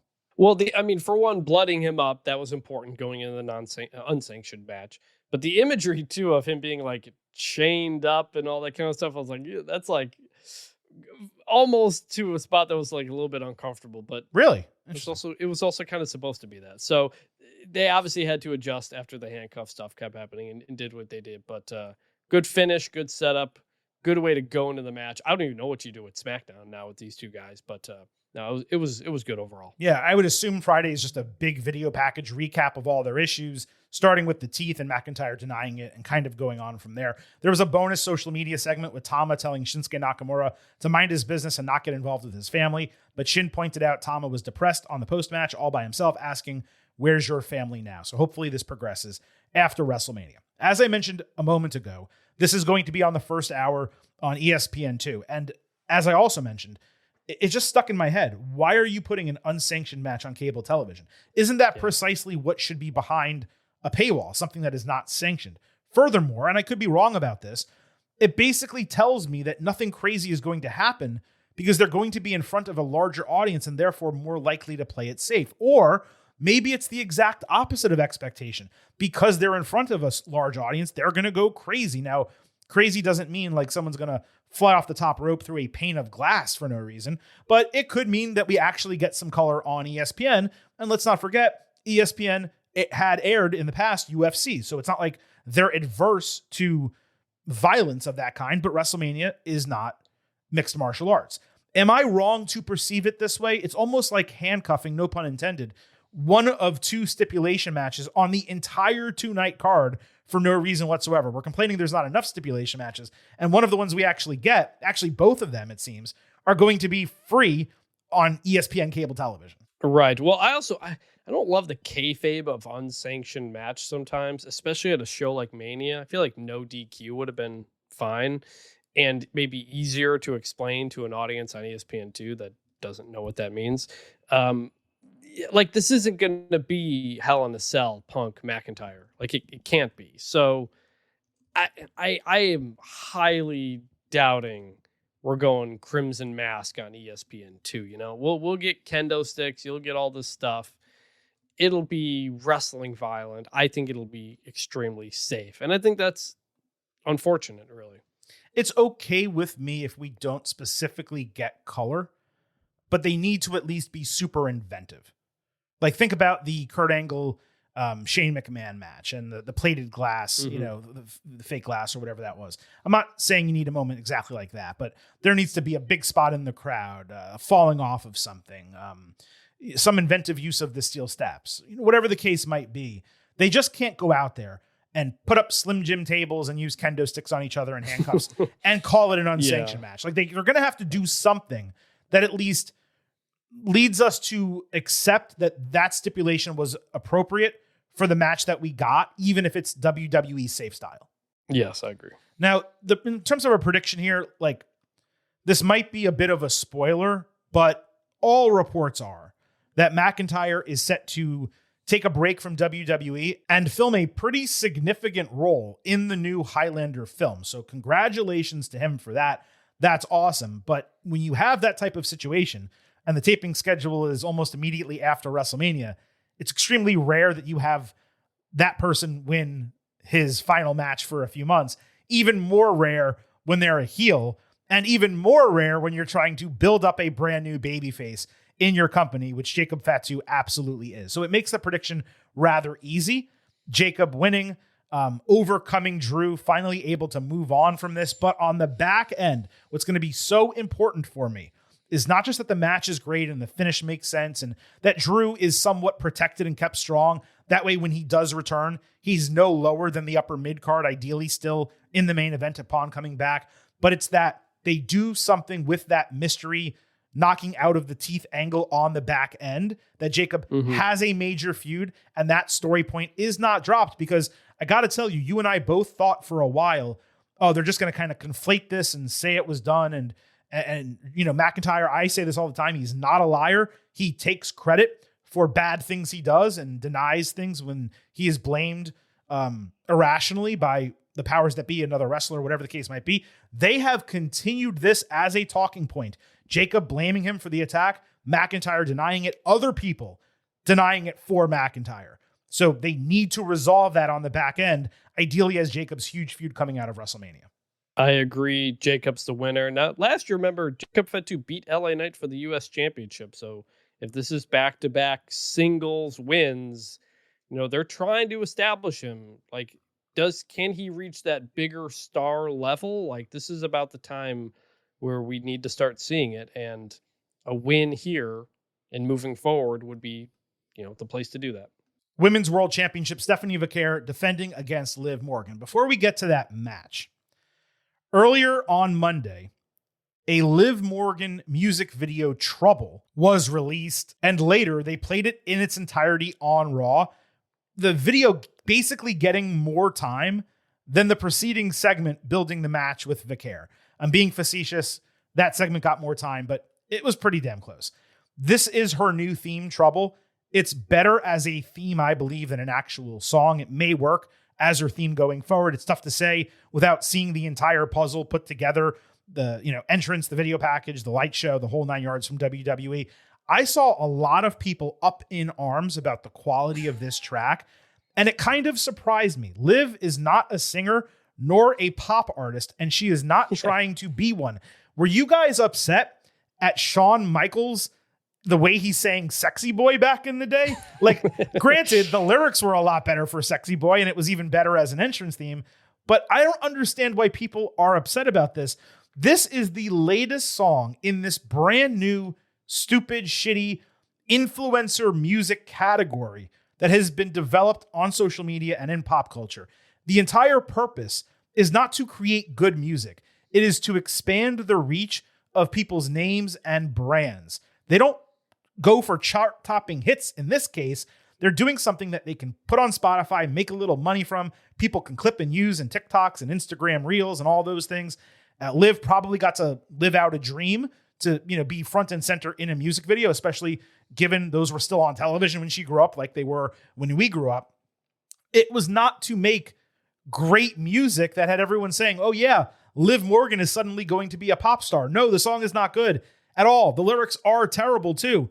The goal is for it to exist. That's really the only reason this has been put together. And I hope people now understand that the way I explained it. Yes. I mean, remember Elias had a song a number of years ago as well. Now he has musical talent, to be fair. No, right. So like, this is this is what pro wrestling does sometimes. I thought the song was like fine. I thought it needed a bigger chorus. It needed a bigger chorus. Like the whole song feels like it's building to something that never comes. Exactly. And really, even I agree. It's a good way you put it, that it's more of an entrance theme than a song.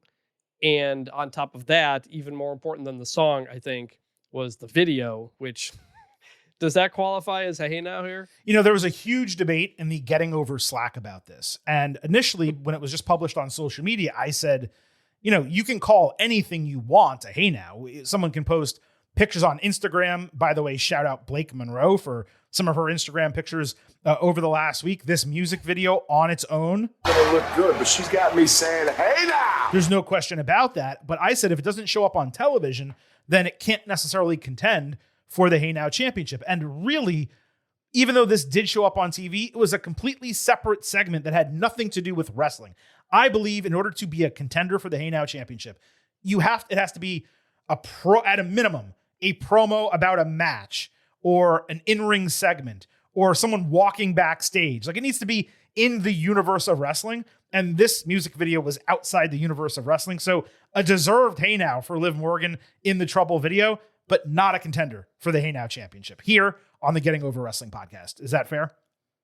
I think that's a fair ruling, because if we gave it to her, she may hold the title for the rest of the year as well, based on this. I mean, she had so many production elements helping her beyond the fact of the look and the whole deal there. Like, that is very tough to go up against a person walking or running to the ring, wearing something that looks cool. You know what I mean? Fair enough. All right, so let's get to the actual wrestling of this storyline.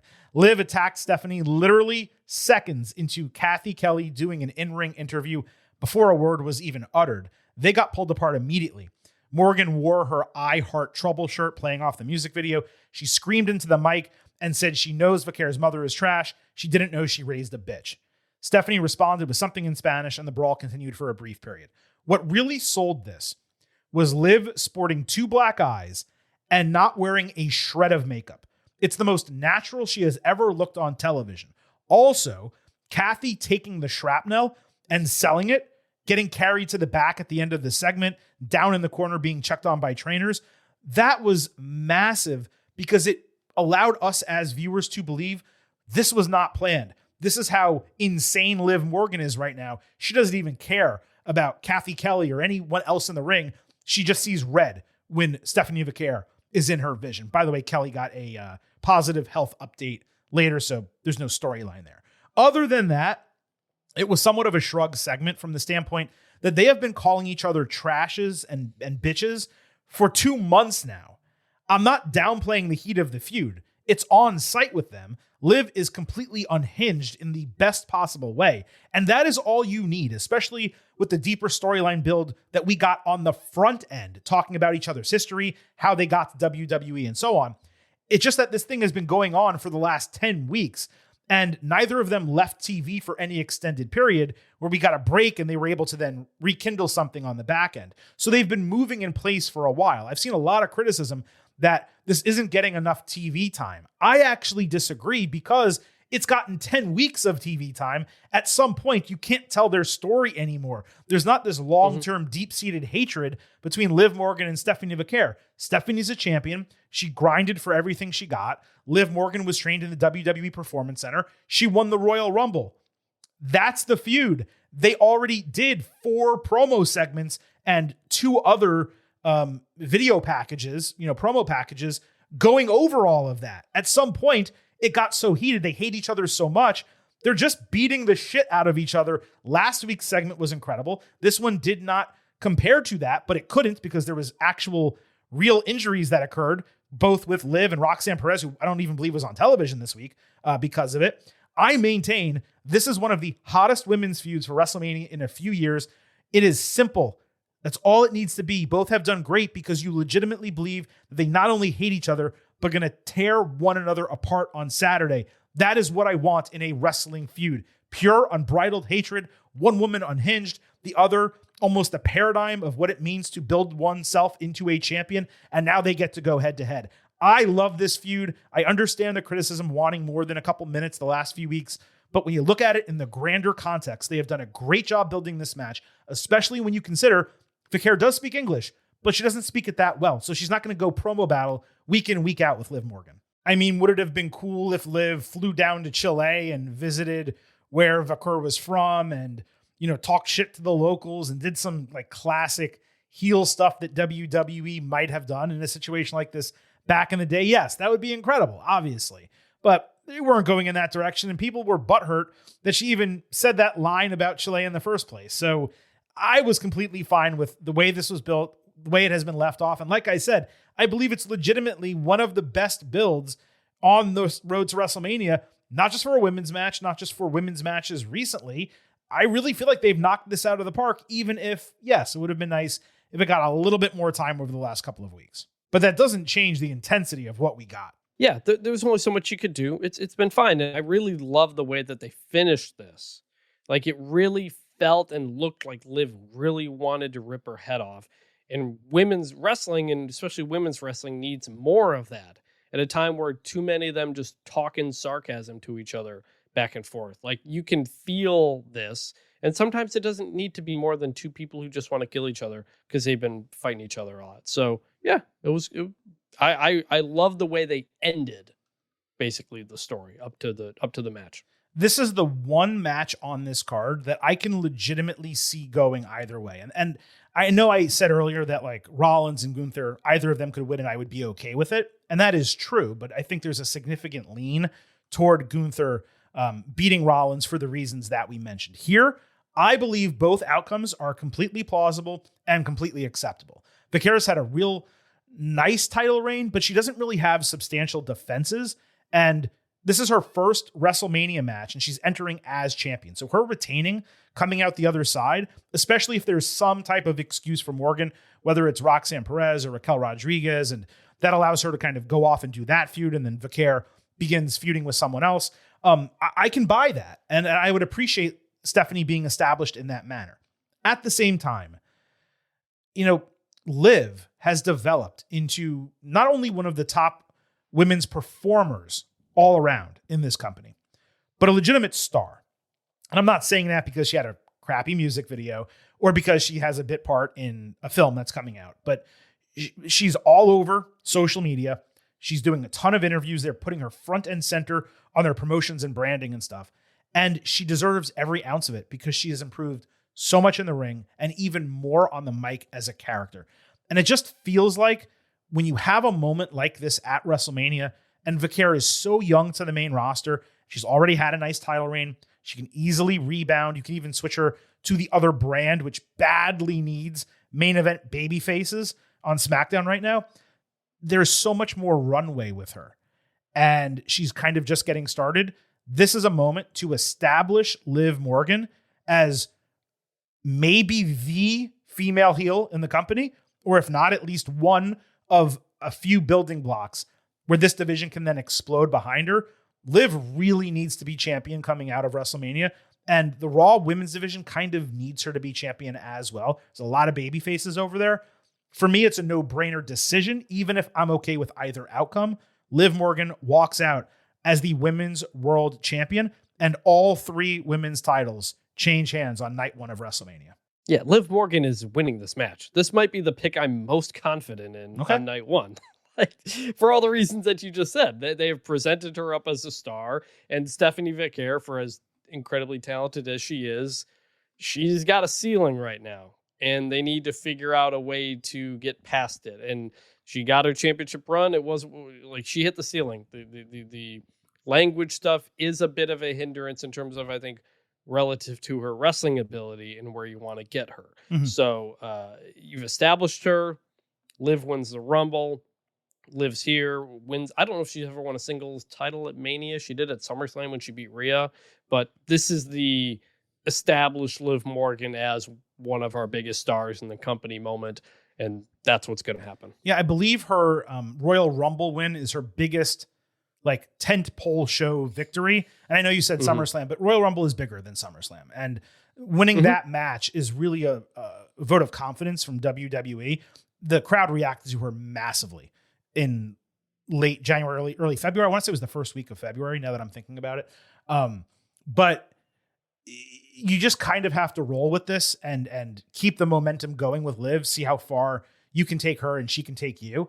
And then on the back end, you can adjust. You could even honestly, this is so on site that if you keep the storyline going appropriately, you could possibly even rematch this at SummerSlam. Have Vaquer win the Queen of the Ring and go back and fight Liv. I wouldn't do that because I like, fresher matches more frequently. I'm just saying it's not impossible to get back to this spot with Vaquer, like reestablishing herself after really being dealt the first major loss of her career. Because, JC Jane beating her for the NXT title it was a surprise. It happened on television, but Stephanie got screwed out of that. So I don't know. I'm looking forward to this match more than many on this card. And that is probably a conversation that we can have in part on the Wednesday show. And we not only will do the WWE WrestleMania Night 2 Ultimate Preview, but we'll also do the good, the bad, and the ugly for the build for every match on the road to WrestleMania. Okay, let's move to the main event of Night 1. The WWE Championship on the line. Cody Rhodes defending against Randy Orton with Pat McAfee in his corner for some reason. Starting with SmackDown. Rhodes charged into the parking lot at the opening of the show, looking for McAfee. Nick Aldis informed Cody that he can't touch Pat no matter what, orders from above. Then Jelly Roll cut into the scene, similarly angry, before trying to motivate Rhodes, saying the match is not about anyone but Cody, Randy, and their 20-year history. Then why the fuck are you there, bro? Take your ass home if it's not about you. Why are we getting another Jelly Roll motivational speech minutes into this show? So McAfee then pulled up before hour 2 of SmackDown, mocked Aldis's accent. He put his car keys in his pocket like he was a valet, treated him like shit. Jelly approached Pat, demanding to know if he told Orton to RKO him. McAfee said he told Orton to kill everyone, and he shouldn't have been out there between them. Jelly responded in kind, saying, Pat, you shouldn't have been involved in this either. McAfee said this is bigger than Jelly Jam can imagine, calling him an outsider who doesn't belong in their business. It got heated. Jelly grabbed him by the collar, put him up against the wall, and McAfee called him Belly Roll and an ex-convict outsider. The fact that these guys are involved in a WrestleMania main event is bad enough. It being Rhodes Orton makes it even worse. But them doing a segment by themselves without any wrestlers on the penultimate SmackDown was somehow even more asinine. Since when does Orton need to be told to RKO someone? The entire point of his persona is that he's out of control and liable to attack anyone at any time because he's effed in the head. He doesn't have people directing him. The voices in his head is what directs him. Among all the other reasons this storyline is putrid dog shit, it isn't even logical that someone like Orton would need McAfee's assistance or listen to him as a motivator. So I have like some larger thoughts on McAfee that kind of tie into this. I think I'll save them for a minute from now. But yes, Pat McAfee telling Jelly Roll he's an outsider. That's partly a heel being a heel too. But the beginning of the SmackDown, I'm just like, what happened here? Remember when we had a great story? Going from Concerto to this and telling me that was like a 3-week span, I never would have believed you that this is where we were headed. It's like we went backwards. It should have gone the other way around. Start with the celebrities and then narrow it down to the wrestlers. Right. Start with them. It's weird. Why are they involved? They both get ousted some way. Maybe McAfee and Jelly splinter off into something else. And then you have Rhodes and Orton for 3 weeks on the road to WrestleMania, building and building and building. And instead, that is not what's happening. So McAfee entered after this, getting universal heat, flipping double birds that neither got blurred nor cut away from by USA Network. So apparently, it's Dwayne Johnson and Pat McAfee who have free reign on WWE TV. He called San Jose a shithole, which did get bleeped, saying he should be cheered, not booed. That should be resolved, the booing for CM Punk, who talked crap about a lot of people more important and famous than him. McAfee pointed out that Punk is dressed in WWE gear, selling 283 items in WWE shop, with those royalty checks going into a bank account called I'm Sorry, Saudi Arabia, not those of poor fans who can't afford tickets. He called Punk a fraud who rolls over like a bitch. McAfee claimed to be the inverse, an agent of change who got Ram Trucks on board to give 25% off tickets for 4 days so that fans can see Orton wrestle on Saturday. Then he said WrestleMania Sunday was going to be ass. Orton would save the business. And he got into a whole... Well, they're really bad guys now because they cut down the city's sports team. That's what you do when you're a bad guy. One after another. Cody interrupted, saying Pat didn't belong there. He should just go cosplay being a wrestler and then go thank his daddy for putting him on TV, referring to Ari Emanuel. That got a nice reaction. Rhodes reminded McAfee that the Attitude Era was 30 years ago and Orton wasn't part of it. He watched it in high school. Cody said fans aren't marks but customers, and when you're a multi-generational wrestler who has made this your life's work, they're not even customers, they become family, and he got some nice cheers for that. Rhodes said wrestling fans have never agreed on anything universally through the centuries the business has existed until now. At WrestleMania, they want to see Orton, and they do not want to see McAfee. Cody closed with, "Go home, Pat," said in a cadence to elicit chants from the crowd. They did oblige, but they were relatively weak. McAfee called the fans some sort of curse word, maybe effing idiots, saying he was born to be part of the business while Rhodes was born into it with a silver spoon. He's the fakest dude on earth. He has a spray tan, dyed hair, fake teeth, a lisp, and an expensive suit he only wears because of Ric Flair. McAfee called him a cosplay champion, saying if Orton doesn't walk out of WrestleMania as champion, we will never see McAfee in WWE again. Fans chanted back at McAfee, so Rhodes told him to remove his glasses and prove he's not too high to remember yeeting his ass off on the announce table for 3 years. The guy clearly hated WWE.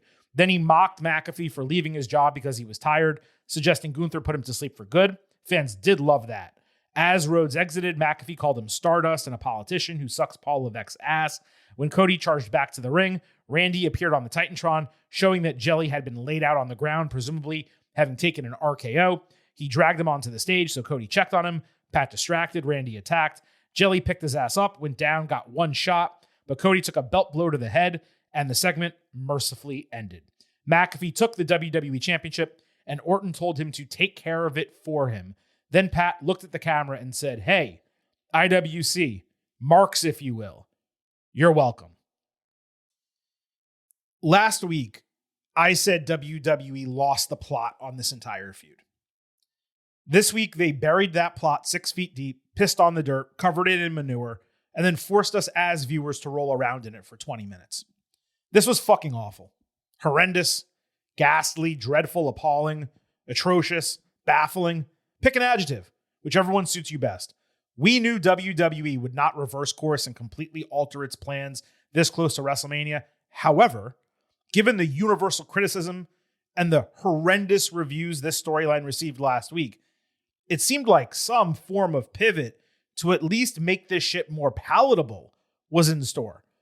If this was an alteration from what was originally planned, I'd love to know the original direction that this was supposed to go.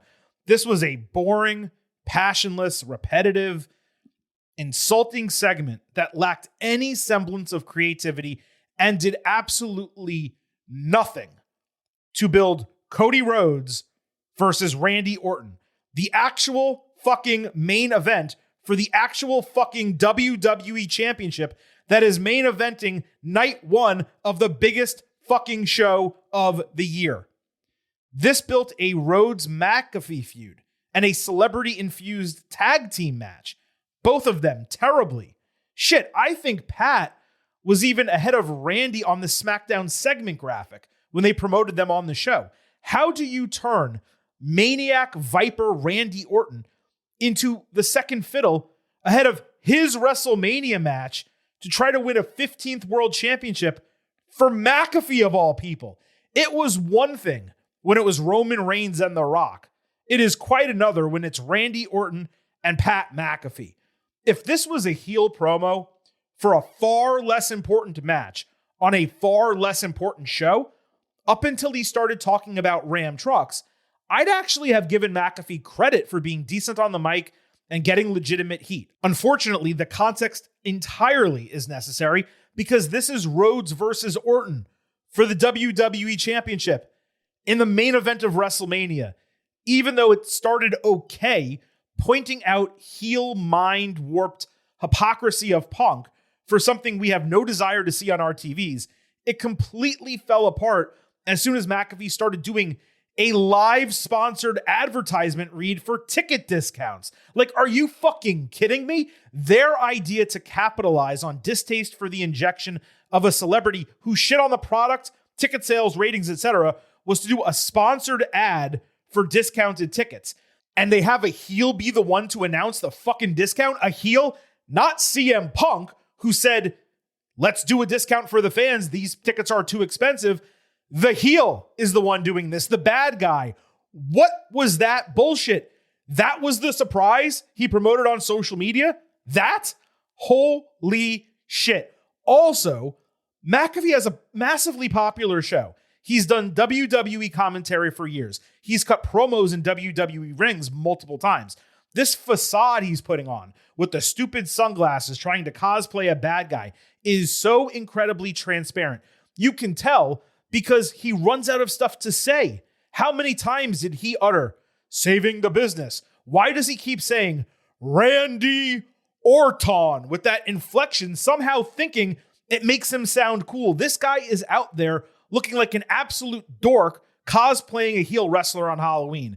Now, Cody did make a few salient points, saying exactly what we did on last week's show about Orton not being an Attitude Era superstar, McAfee acting an ass as a babyface on commentary for years and standing up for fans and now doing the opposite. But all of that fell apart when all McAfee had to say back was the same stupid shit we have heard about Cody since he was in AEW. Stardust, Silver Spoon, Daddy's Boy, dyed hair, politician. And then on top of that, we get this doofus talking about the IWC and marks, which got zero reaction because this isn't 1998, bro, and no one gives a shit about any of that. The term IWC should never be mentioned on WWE TV again. When you inject that into a promo, that should be a red flashing light that you are going in the entirely wrong direction.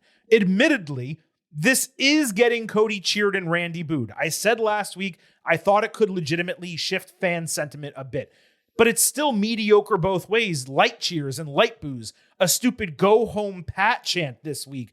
And all of this is coming at an insanely high cost of completely turning off both hardcore wrestling fans who have invested in the WWE product for decades and adults who watch this company in a serious manner and want to enjoy consistent, quality storytelling with good matches, not horseshit flung in their faces.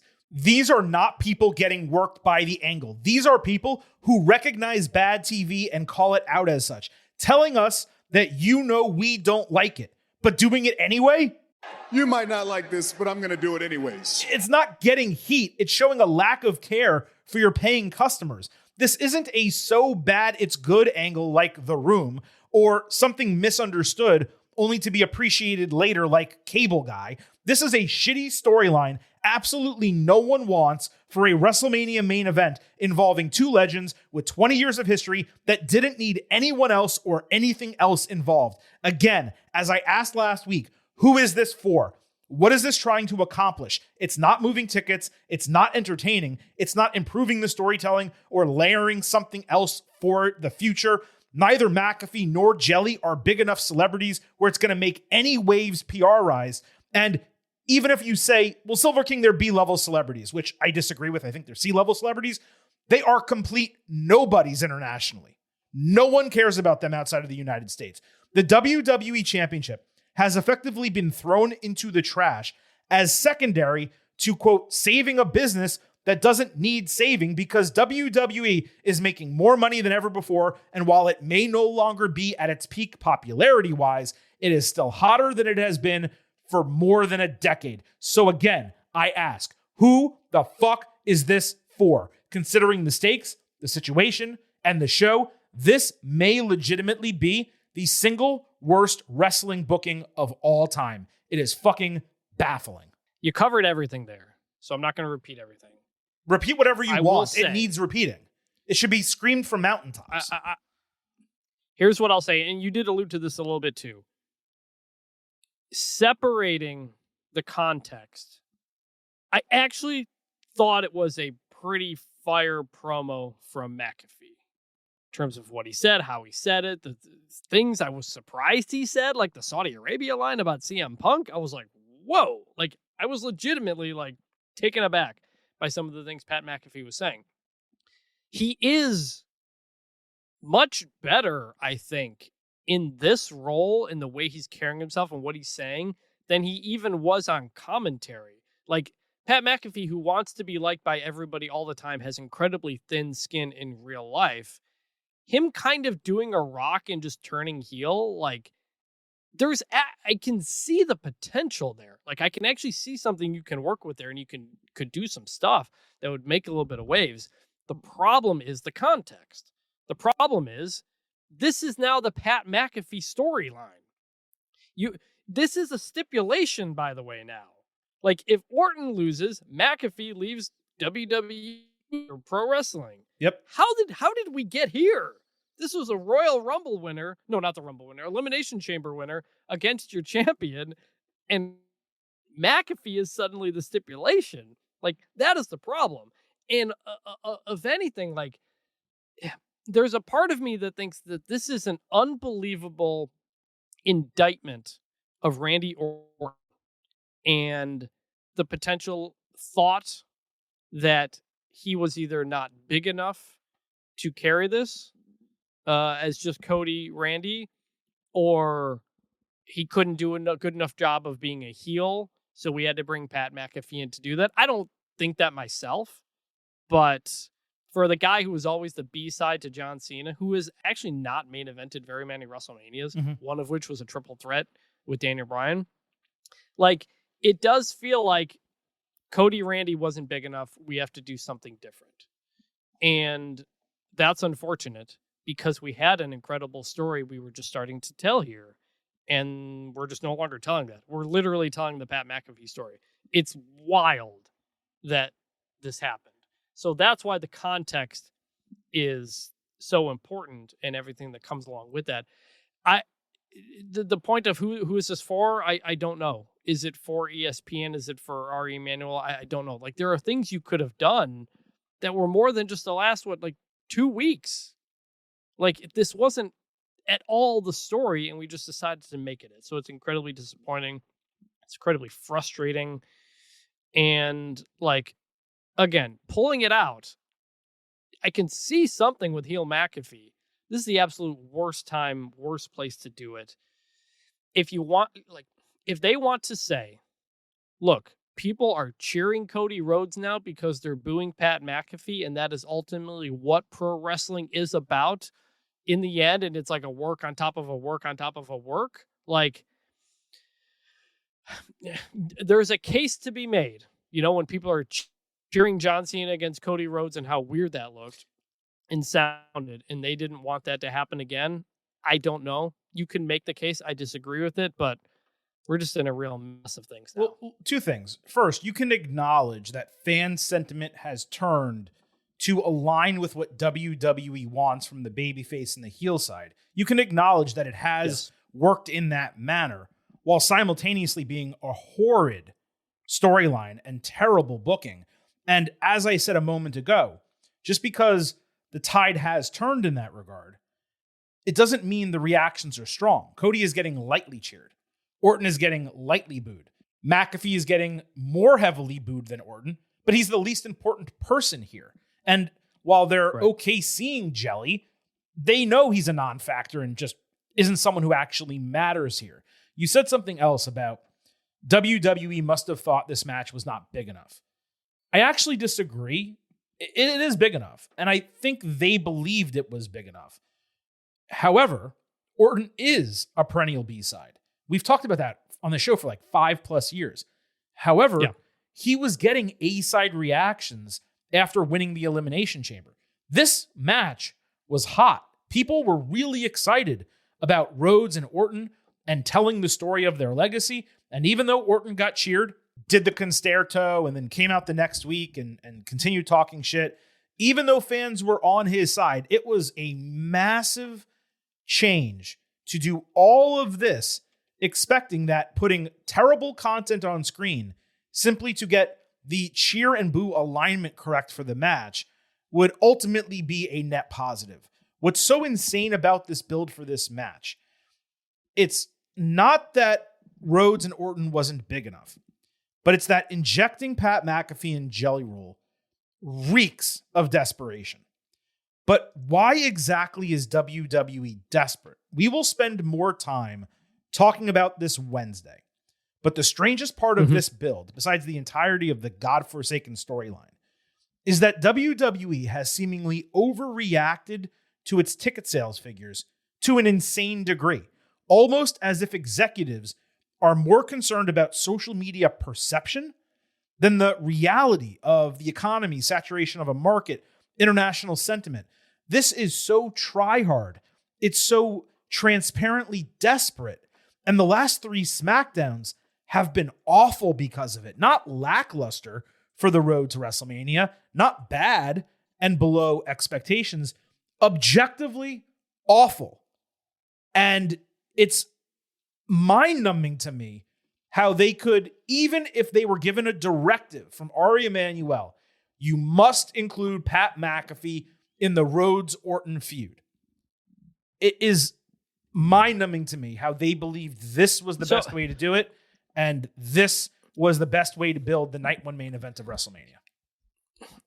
I would love to see the next season of Unreal if we're going to talk about this, if they're going to talk about this, like, legitimately, because we said going into Elimination Chamber, neither of us picked Randy Orton to win because we knew he would get cheered, and he's, well, one, he was a babyface at the time, but 2, he's going to get cheered over Cody. We didn't think they would go that route, and then they did, and we're like, okay, that's interesting. This is a weird face. He turned Randy heel, and people liked Randy even more. So I don't know if what was the original plan? Was the plan just, it's Orton, turn him heel, or was it Orton, but then decide to turn him heel, and then decide to bring in McAfee? I don't know. Like, that's not the thing we should be talking about on the WrestleMania preview. We shouldn't be. That is the problem, where the story is not really the story. They sort of pulled away, other than the one mention at the beginning about people above Pat McAfee putting him into the thing, which, again, as we said last week, makes 0 sense from kayfabe, because you're basically saying this show is fake. So, like, at least they narrowed it a little bit, just down to McAfee likes Randy Orton and he wants him to win. Now, it's stupid, but it's, in that sense, it's maybe a little less. They didn't pivot, but they made it a little less bad. It's bizarre. I would love to know what Randy Orton thought throughout this entire process. My whole deal is, in A Few Good Men, the whole gimmick is, who ordered the code red? Did you order the code red? I know who ordered the code red. We all know who ordered the code red. I want to know when the code red was ordered. I want to know when this came down, because we've mentioned this before, and I'm not going to get into it too much, but the original main event plan for WrestleMania 42 was Seth Rollins as World Heavyweight Champion against Royal Rumble winner Roman Reigns, and I believe Cody Rhodes, WWE Champion, against Elimination Chamber winner CM Punk. Those were your matches. Huge. And it was one of the reasons why WWE said, misguidedly, hey, we can run Las Vegas again and we'll do just as well, because we have these 2 mega main events. Who would not want to buy tickets to those? And to be fair, no one wouldn't want to buy tickets to those other than due to the pricing, right? So they set this up to be 2 massive matches. And that's, among other things they set up. Originally, Rhea Ripley against Bianca Belair was set for this show. I mean, you're talking about 3 massive effing matches, none of which are happening. So they transition due to Seth Rollins' injury. Obviously, CM Punk wins the title. And then you have to decide, are you going to keep going with Cody Rhodes and CM Punk, or are you going to inject Roman Reigns with the CM Punk title and then do the Cody Randy match, which they have been waiting on for the better part of 3 years at this point, right? Yep. Cody's had, I think, 3 years worth of periods of time where he was champion. I might be slightly wrong about that, but he's had significant stretches. 2 years. 2 years. He won the title 2 years ago. Right, at WrestleMania 40. So 40 to 41, 41 to 42. Sorry. 2 years of stretches where he was champion. But even before that, that first year, people were wondering, hey, are they going to run a Orton Rhodes Yes. feud. So 3 years of wondering, 2 years of it around the championship. And they delayed it and delayed it and delayed it. And they finally figured out, well, we have these injury issues. And Randy Orton, he's a vet. He can immediately and easily slide into that main event role. I have no issue with their booking decisions. Those 2 matches, they were the right matches with Seth Rollins injured and needing to pivot. Totally fine. To have Roman Reigns, CM Punk be up and down, ebb and flow, but largely deliver back and forth over the last month, especially. Yeah, it's been very good. So they had this rolling. They set up the Concerto. It looked like that was going to be red hot to the finish. Cody was going to come back on a mission, tear Randy apart. You'd have 2 to 3 weeks of promo battles back and forth. You talk about legacy, 20 years, Orton punt kicking Dusty's head off, etc. Like, the stage was set. And they made a left turn, and it's as stark of a left turn as I can remember in professional wrestling. I don't know what they're doing. I don't know if there is something on the other end or not. We've speculated some type of, corporate overreach story, is possible. I don't know how that's going to hit in the year 2026. They're bringing Vince McMahon back, Silver King. That's what's going to happen. Right. I mean, people keep saying that Vince McMahon's not coming back. Possibly. What I find to be something like out there, but actually possible, is Dwayne Johnson, The Rock, showing up and kind of continuing that shit that he has. And maybe he does something with Cody Rhodes and they wind up wrestling one-on-one, and then Rock fights Roman Reigns, and that's how he leaves and retires finally from the ring. Like, there are ways that you could interject Dwayne into this and maybe make it work, but that doesn't change the fact. None of that will change the fact. Even if the match is incredible, if bell to bell, it's a 5-star match, and Jelly Roll and Pat McAfee are neutralized 2 seconds in, and we get a clean winner, none of that is going to change the absolute botched build for this match and how terrible the last 3 weeks of SmackDown have been. People say WWE TV, they've botched the entire road to WrestleMania. No, they haven't. They've botched it on SmackDown. It's not just this match. It is other matches on that show that are just, they are careening off a cliff. Yeah. And I don't, Chris, understand how there could be a creative team that gets it 90% right on Monday nights and 90% wrong on Friday nights. Here's just a philosophical question. Not saying it's right or wrong. This is the number one thing wrestling fans have been talking about for the last 2 weeks. It is. They're not talking about it positively, but they're talking about it. No question. Is that a good thing? That we are fired. We've been talking a long time about this specific topic on this specific preview. If it was just Randy Cody, we'd probably be done talking by now. Is there a part of WWE that would say that's good, that they're talking more? WWE has never really operated from the standpoint of any PR is good PR. I mean, I don't believe TKO has or UFC has either, especially with the sensitivities that exist over there. So for me, no, I don't believe they're seeing it that way. I believe there's legitimate frustration from the creative and booking team that McAfee, to a degree, was shoved down their throats.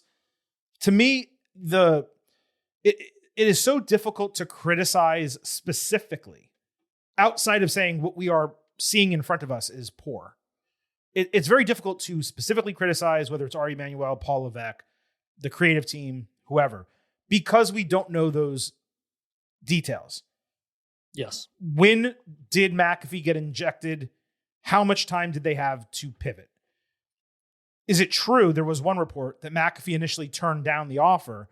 I don't know if it was because he didn't like the initial creative or he just didn't feel like doing it and then he was convinced to do so. What was that initial creative? Did he turn it down?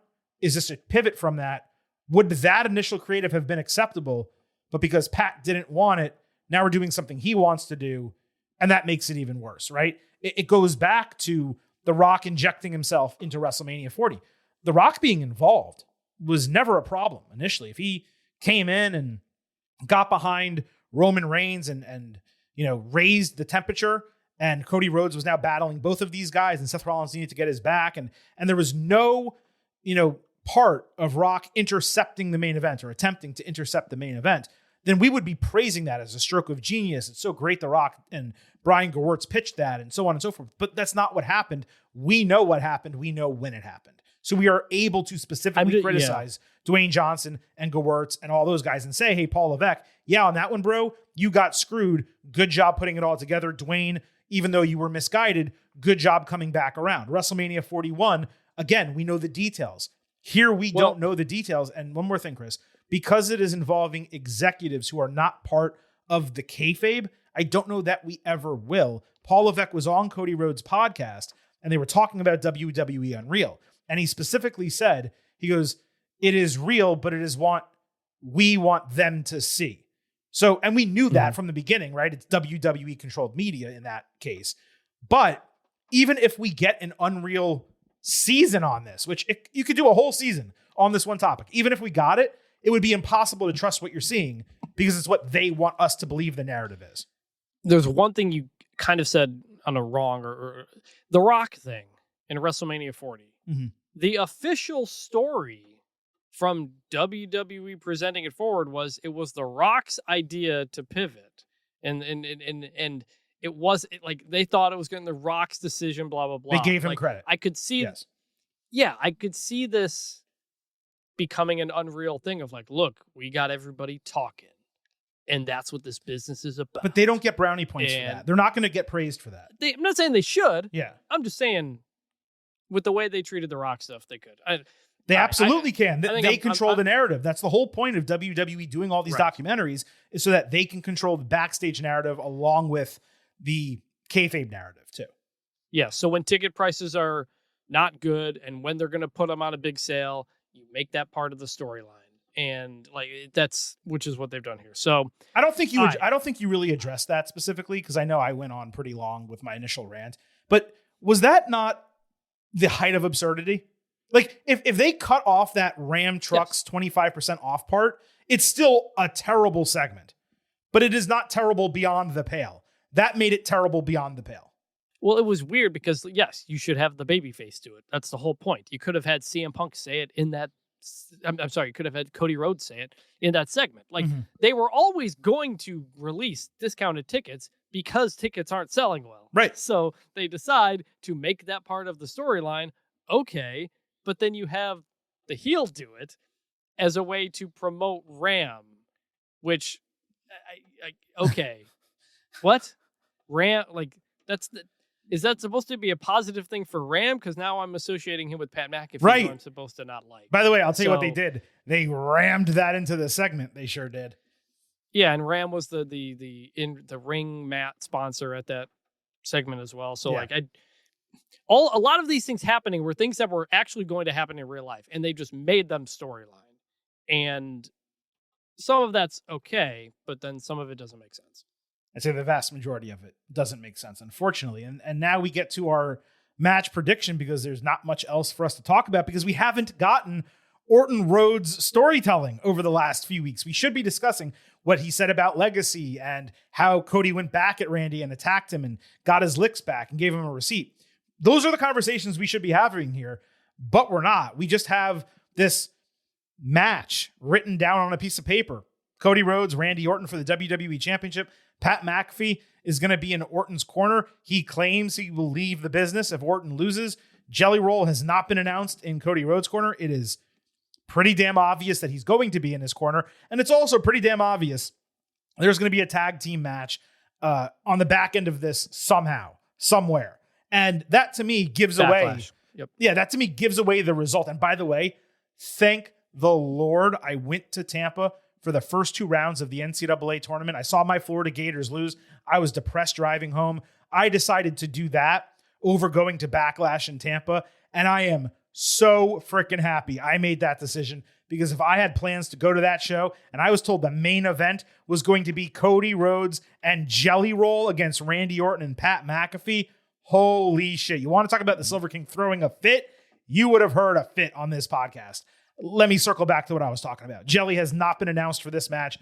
I think we all expect this Friday on SmackDown that Cody's going to put his arm around Jelly. You're going to get my back, Jelly. Thank you for the motivation. I mean, I can't even imagine what's going to happen on this Go Home SmackDown. I'm expecting Jelly Roll to be there or come out for the save at some point to counter McAfee and get it back to Rhodes and Orton. I also do believe, Chris, because this is so off the wall, I think there's going to be a swerve, a twist of some kind. I can't tell you what it's going to be. I mentioned The Rock. To me, he's the one who makes the most sense because it would engender such a massive pop. People wouldn't forget the shitty build, but they would at least say, well, we got The Rock and that was pretty cool and so on and so forth. That's how people operate sometimes. Which is what I said like a week or two on the show. Yeah. I was like, if this ends with The Rock and people are cheering, do we forget about that? I mean, they could do something. You said no. Dude, they could do something crazy where like Rock comes out. You think he's going to rock bottom Cody. He takes out Orton and he raises Cody's arm and people cheer. Like there's so many different ways that this could go. But just like with WrestleMania 41, you can't count on The Rock. And unlike that, he's not even a part of this build. He injected himself, or story goes, Ari Emanuel injected him front and center at Elimination Chamber to raise the rent and do the whole will Cody turn heel type of bullshit. And then the expectation was, since he was part of John Cena's heel turn, that you would get The Rock in the main event of WrestleMania Night 2, even if Travis Scott was also there. Obviously, we got Scott, didn't get The Rock. That went off the rails just like this is going off the rails. So we cannot project that Rock is going to be there. And if he is there, it makes sense and we like it and it's all good. I believe that this is going to be massively disappointing. And because it seems like this is just the first of many matches, as opposed to the match between these two guys, I have no inclination that they're going to put on a barn burner 5-star classic, but there's Jelly Roll and Pat McAfee involvement, so we downgrade it just a little bit. I just believe this is going to be a mess one way or another. And I'm not saying that to downplay WrestleMania or get people feeling negative going into it.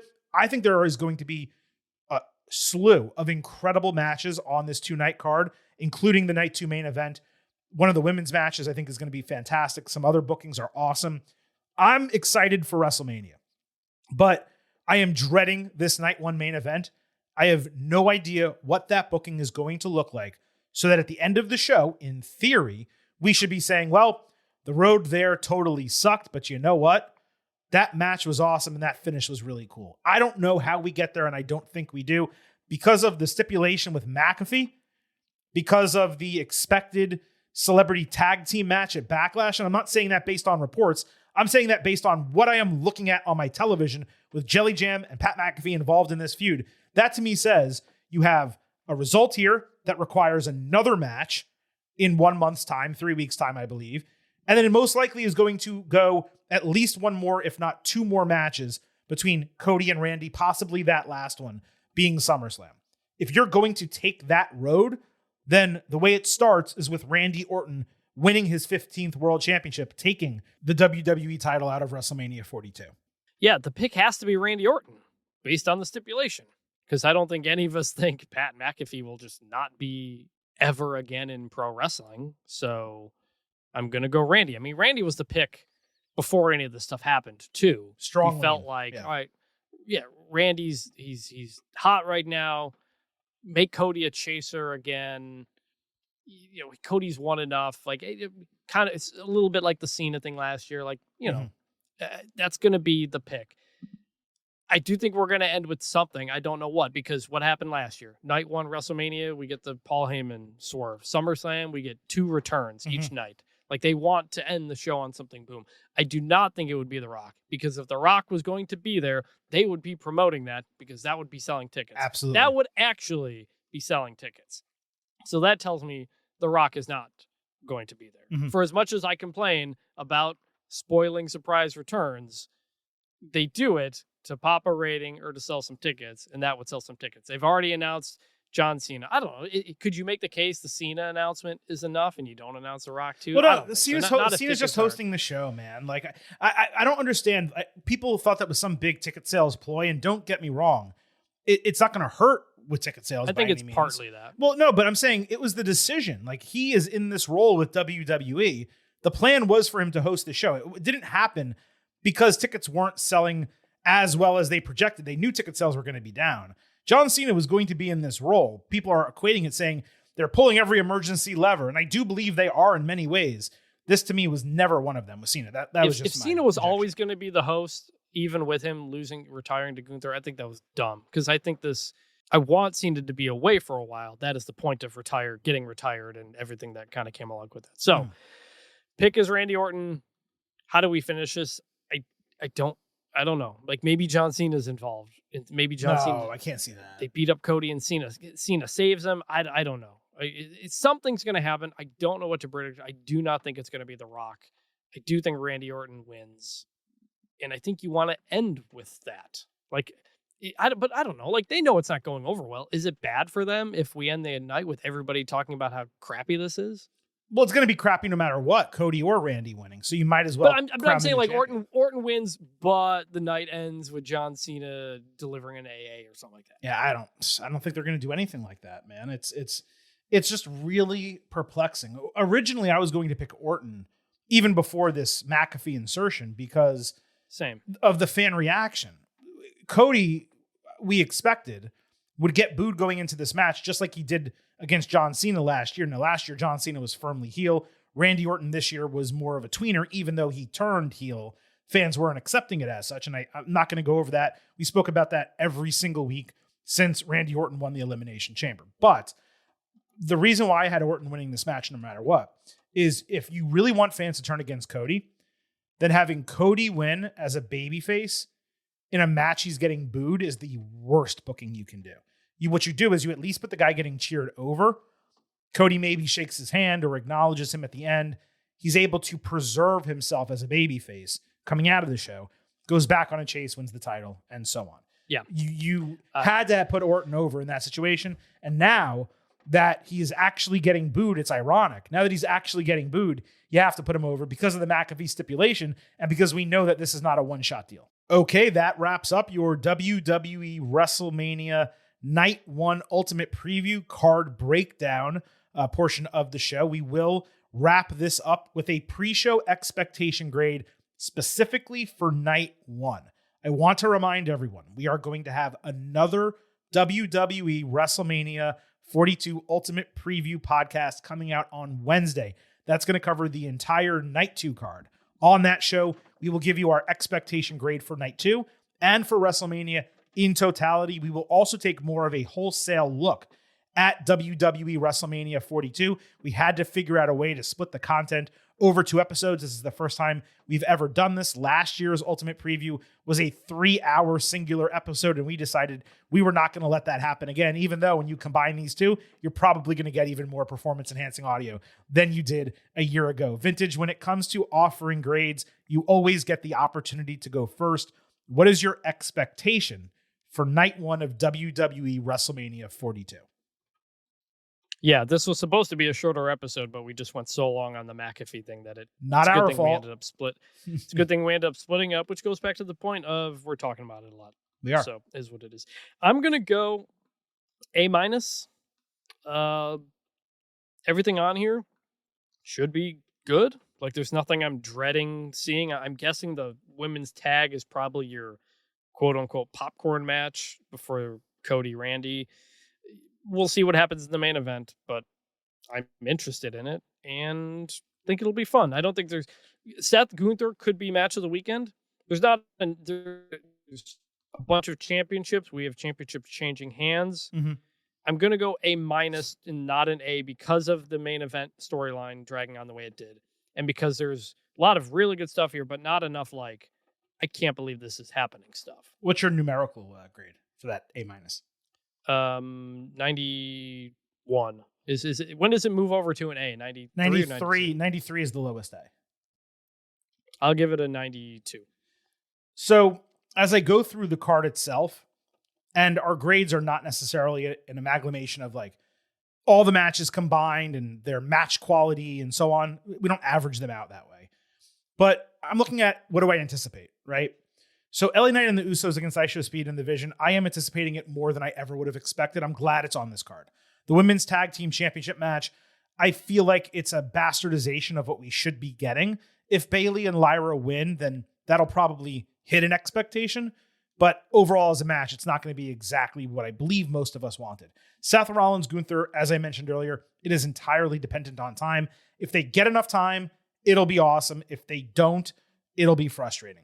AJ Lee and Becky Lynch, I do believe, is going to over-deliver. I have a lot of confidence in both of them. Jacob Fatu and Drew McIntyre in the unsanctioned match, I have reservations because of it airing on ESPN2 and not exclusively as a premium live event. I wonder how unsanctioned they are going to be, but I give those guys a lot of trust. McIntyre on a big stage always delivers, and Fatu going over is probably what needs to happen. Women's World Championship, Stephanie Vaquero and Liv Morgan. I am looking forward to this match more than most others on this card. And the Cody Randy deal in the main event for the WWE Championship, it's like a car crash situation. It's like, I can't wait to see it because I don't like getting angry, but sometimes ranting is fun. So am I going to have another opportunity to do that live Saturday night as soon as this show goes off the air? Or might they somehow completely surprise us and pull something out of their ass where, again, the build doesn't reflect the quality of the match and main event booking?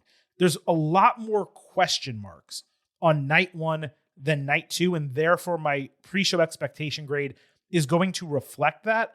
I'm going to come in at a 90 A-. I'm similar to where you are. I think the highs are going to be pretty damn high. The lows just have an opportunity to be so freaking low. And, even when you look ahead to night two, most of the things on that card, like you have a Sami Zayn Trick Williams match. We think it's sloppy. Is Sami Zayn going to wrestle well at WrestleMania? Probably. There's only one match on that entire card that legitimately concerns me for night two, and that's Jade Cargill, Rhea Ripley. I have no idea what that's going to be like. If it winds up being a Haas match, then perhaps our expectations are exceeded. We're obviously still missing this Io Asuka match that should be on that card to fill it out with 7 matches. It doesn't make sense why it's not booked. I have more questions about night one than I have about night two. I believe the highs, though, can really float the show if they are given the opportunity to hit. So that's why we're in the same zone. We're at an A-. You're at a 91. I'm at a 90. I think it could easily fall below that. I also believe if they hit the right buttons, it could easily exceed that. It's WrestleMania. Like, it's hard for it to be terrible. Now, how the night ends is going to dramatically shape our final grades, as they should, because that's pro wrestling. But, it's still WrestleMania. It's usually still quite good, and I think that'll be the case here. This was a very negative episode from, kind of the beginning, and the middle was good, but the beginning of it and the end of it are pretty negative. I'm still really excited for night one here. But let's clarify, though, because you say that. We're not actively trying to be negative. That is not what the Getting Over Wrestling podcast is about. But if you force us into that direction, then we're not going to hold back on stuff that bothers us. And that's exactly why I said what I said about Cody and Randy. It's so insulting.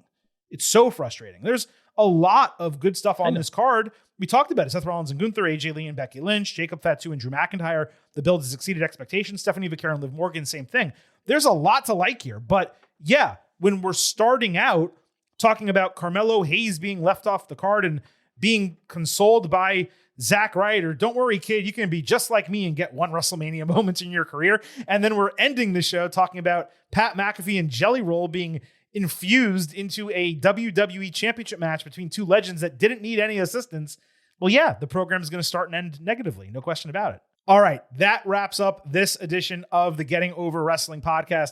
A quick reminder of our schedule moving forward, even though I already mentioned it. We will be back on Wednesday with your WWE WrestleMania 42 Night 2 Ultimate Preview, along with an overview of WWE WrestleMania 42 from a booking standpoint, a business standpoint, all of it. Make sure you tune in to the second half of this Ultimate Preview. We will be back after that on Friday with a WWE WrestleMania 42 week wrap up. The superstars, the front office personnel, they're all over the media. There's tons of stuff for us to discuss. All of you, if you have questions and comments for the show about WrestleMania that you want us to discuss on the air, we will infuse all of those topics into the program as well. Make sure you write in. You can do it at Getting Overcast on social media, Twitter, and Blue Sky. Not only there do you get episode drops, news, analysis, highlights. You can send in those questions and comments for the show. You can DM us, you can tweet, post at us, you can email us, gettingoverpod@gmail.com. You can join our Slack channel. The link for which you can be invited is available in both of our social media profiles. So one way or another, ask us questions, leave comments about WrestleMania. We will inject them into the show. All of that is coming up on Friday. I'll also mention, follow us at Getting Overcast on YouTube. You can listen to the show and watch full-length video interviews there as well. But that's what's happening Friday, then Saturday and Sunday, both nights. Immediately after the show goes off the air, we will have not one but two WWE WrestleMania 42 instant analysis episodes. And then the following Tuesday, we will have your WWE Raw After WrestleMania review. And don't forget, last year's Raw After WrestleMania was incredible. One of the best of all time, perhaps. So maybe the same happens this year. Fingers crossed. On the way out, allow Silver King to also remind you here at Getting Over. It's all about Defy. So head over to Apple Podcasts and Spotify, leave a 5-star rating on Apple. Take a little extra time, leave a 5-star written review. If you do, we will read it live right here on the show. And don't forget, I happen to love the number 5. Hope you do as well. $5 a month, $50 for the entire year. You can become an official Getting Overhead. Just visit buymeacoffee.com/gettingover. Sign up. You'll get bonus audio, the fastest 5 minutes in professional wrestling, instant reactions to every major show, and exclusive news analysis posts every week. Please support us as we deliver performance-enhancing audio into your ear holes. Buymeacoffee.com/gettingover. That is it for today. We will be back in 24 hours with your WWE WrestleMania 42 Night 2 Ultimate Preview for Vintage Chris Panini. This is the Silver King, Adam Silverstein, signing off and leaving you with just 3 final words. Bye for now.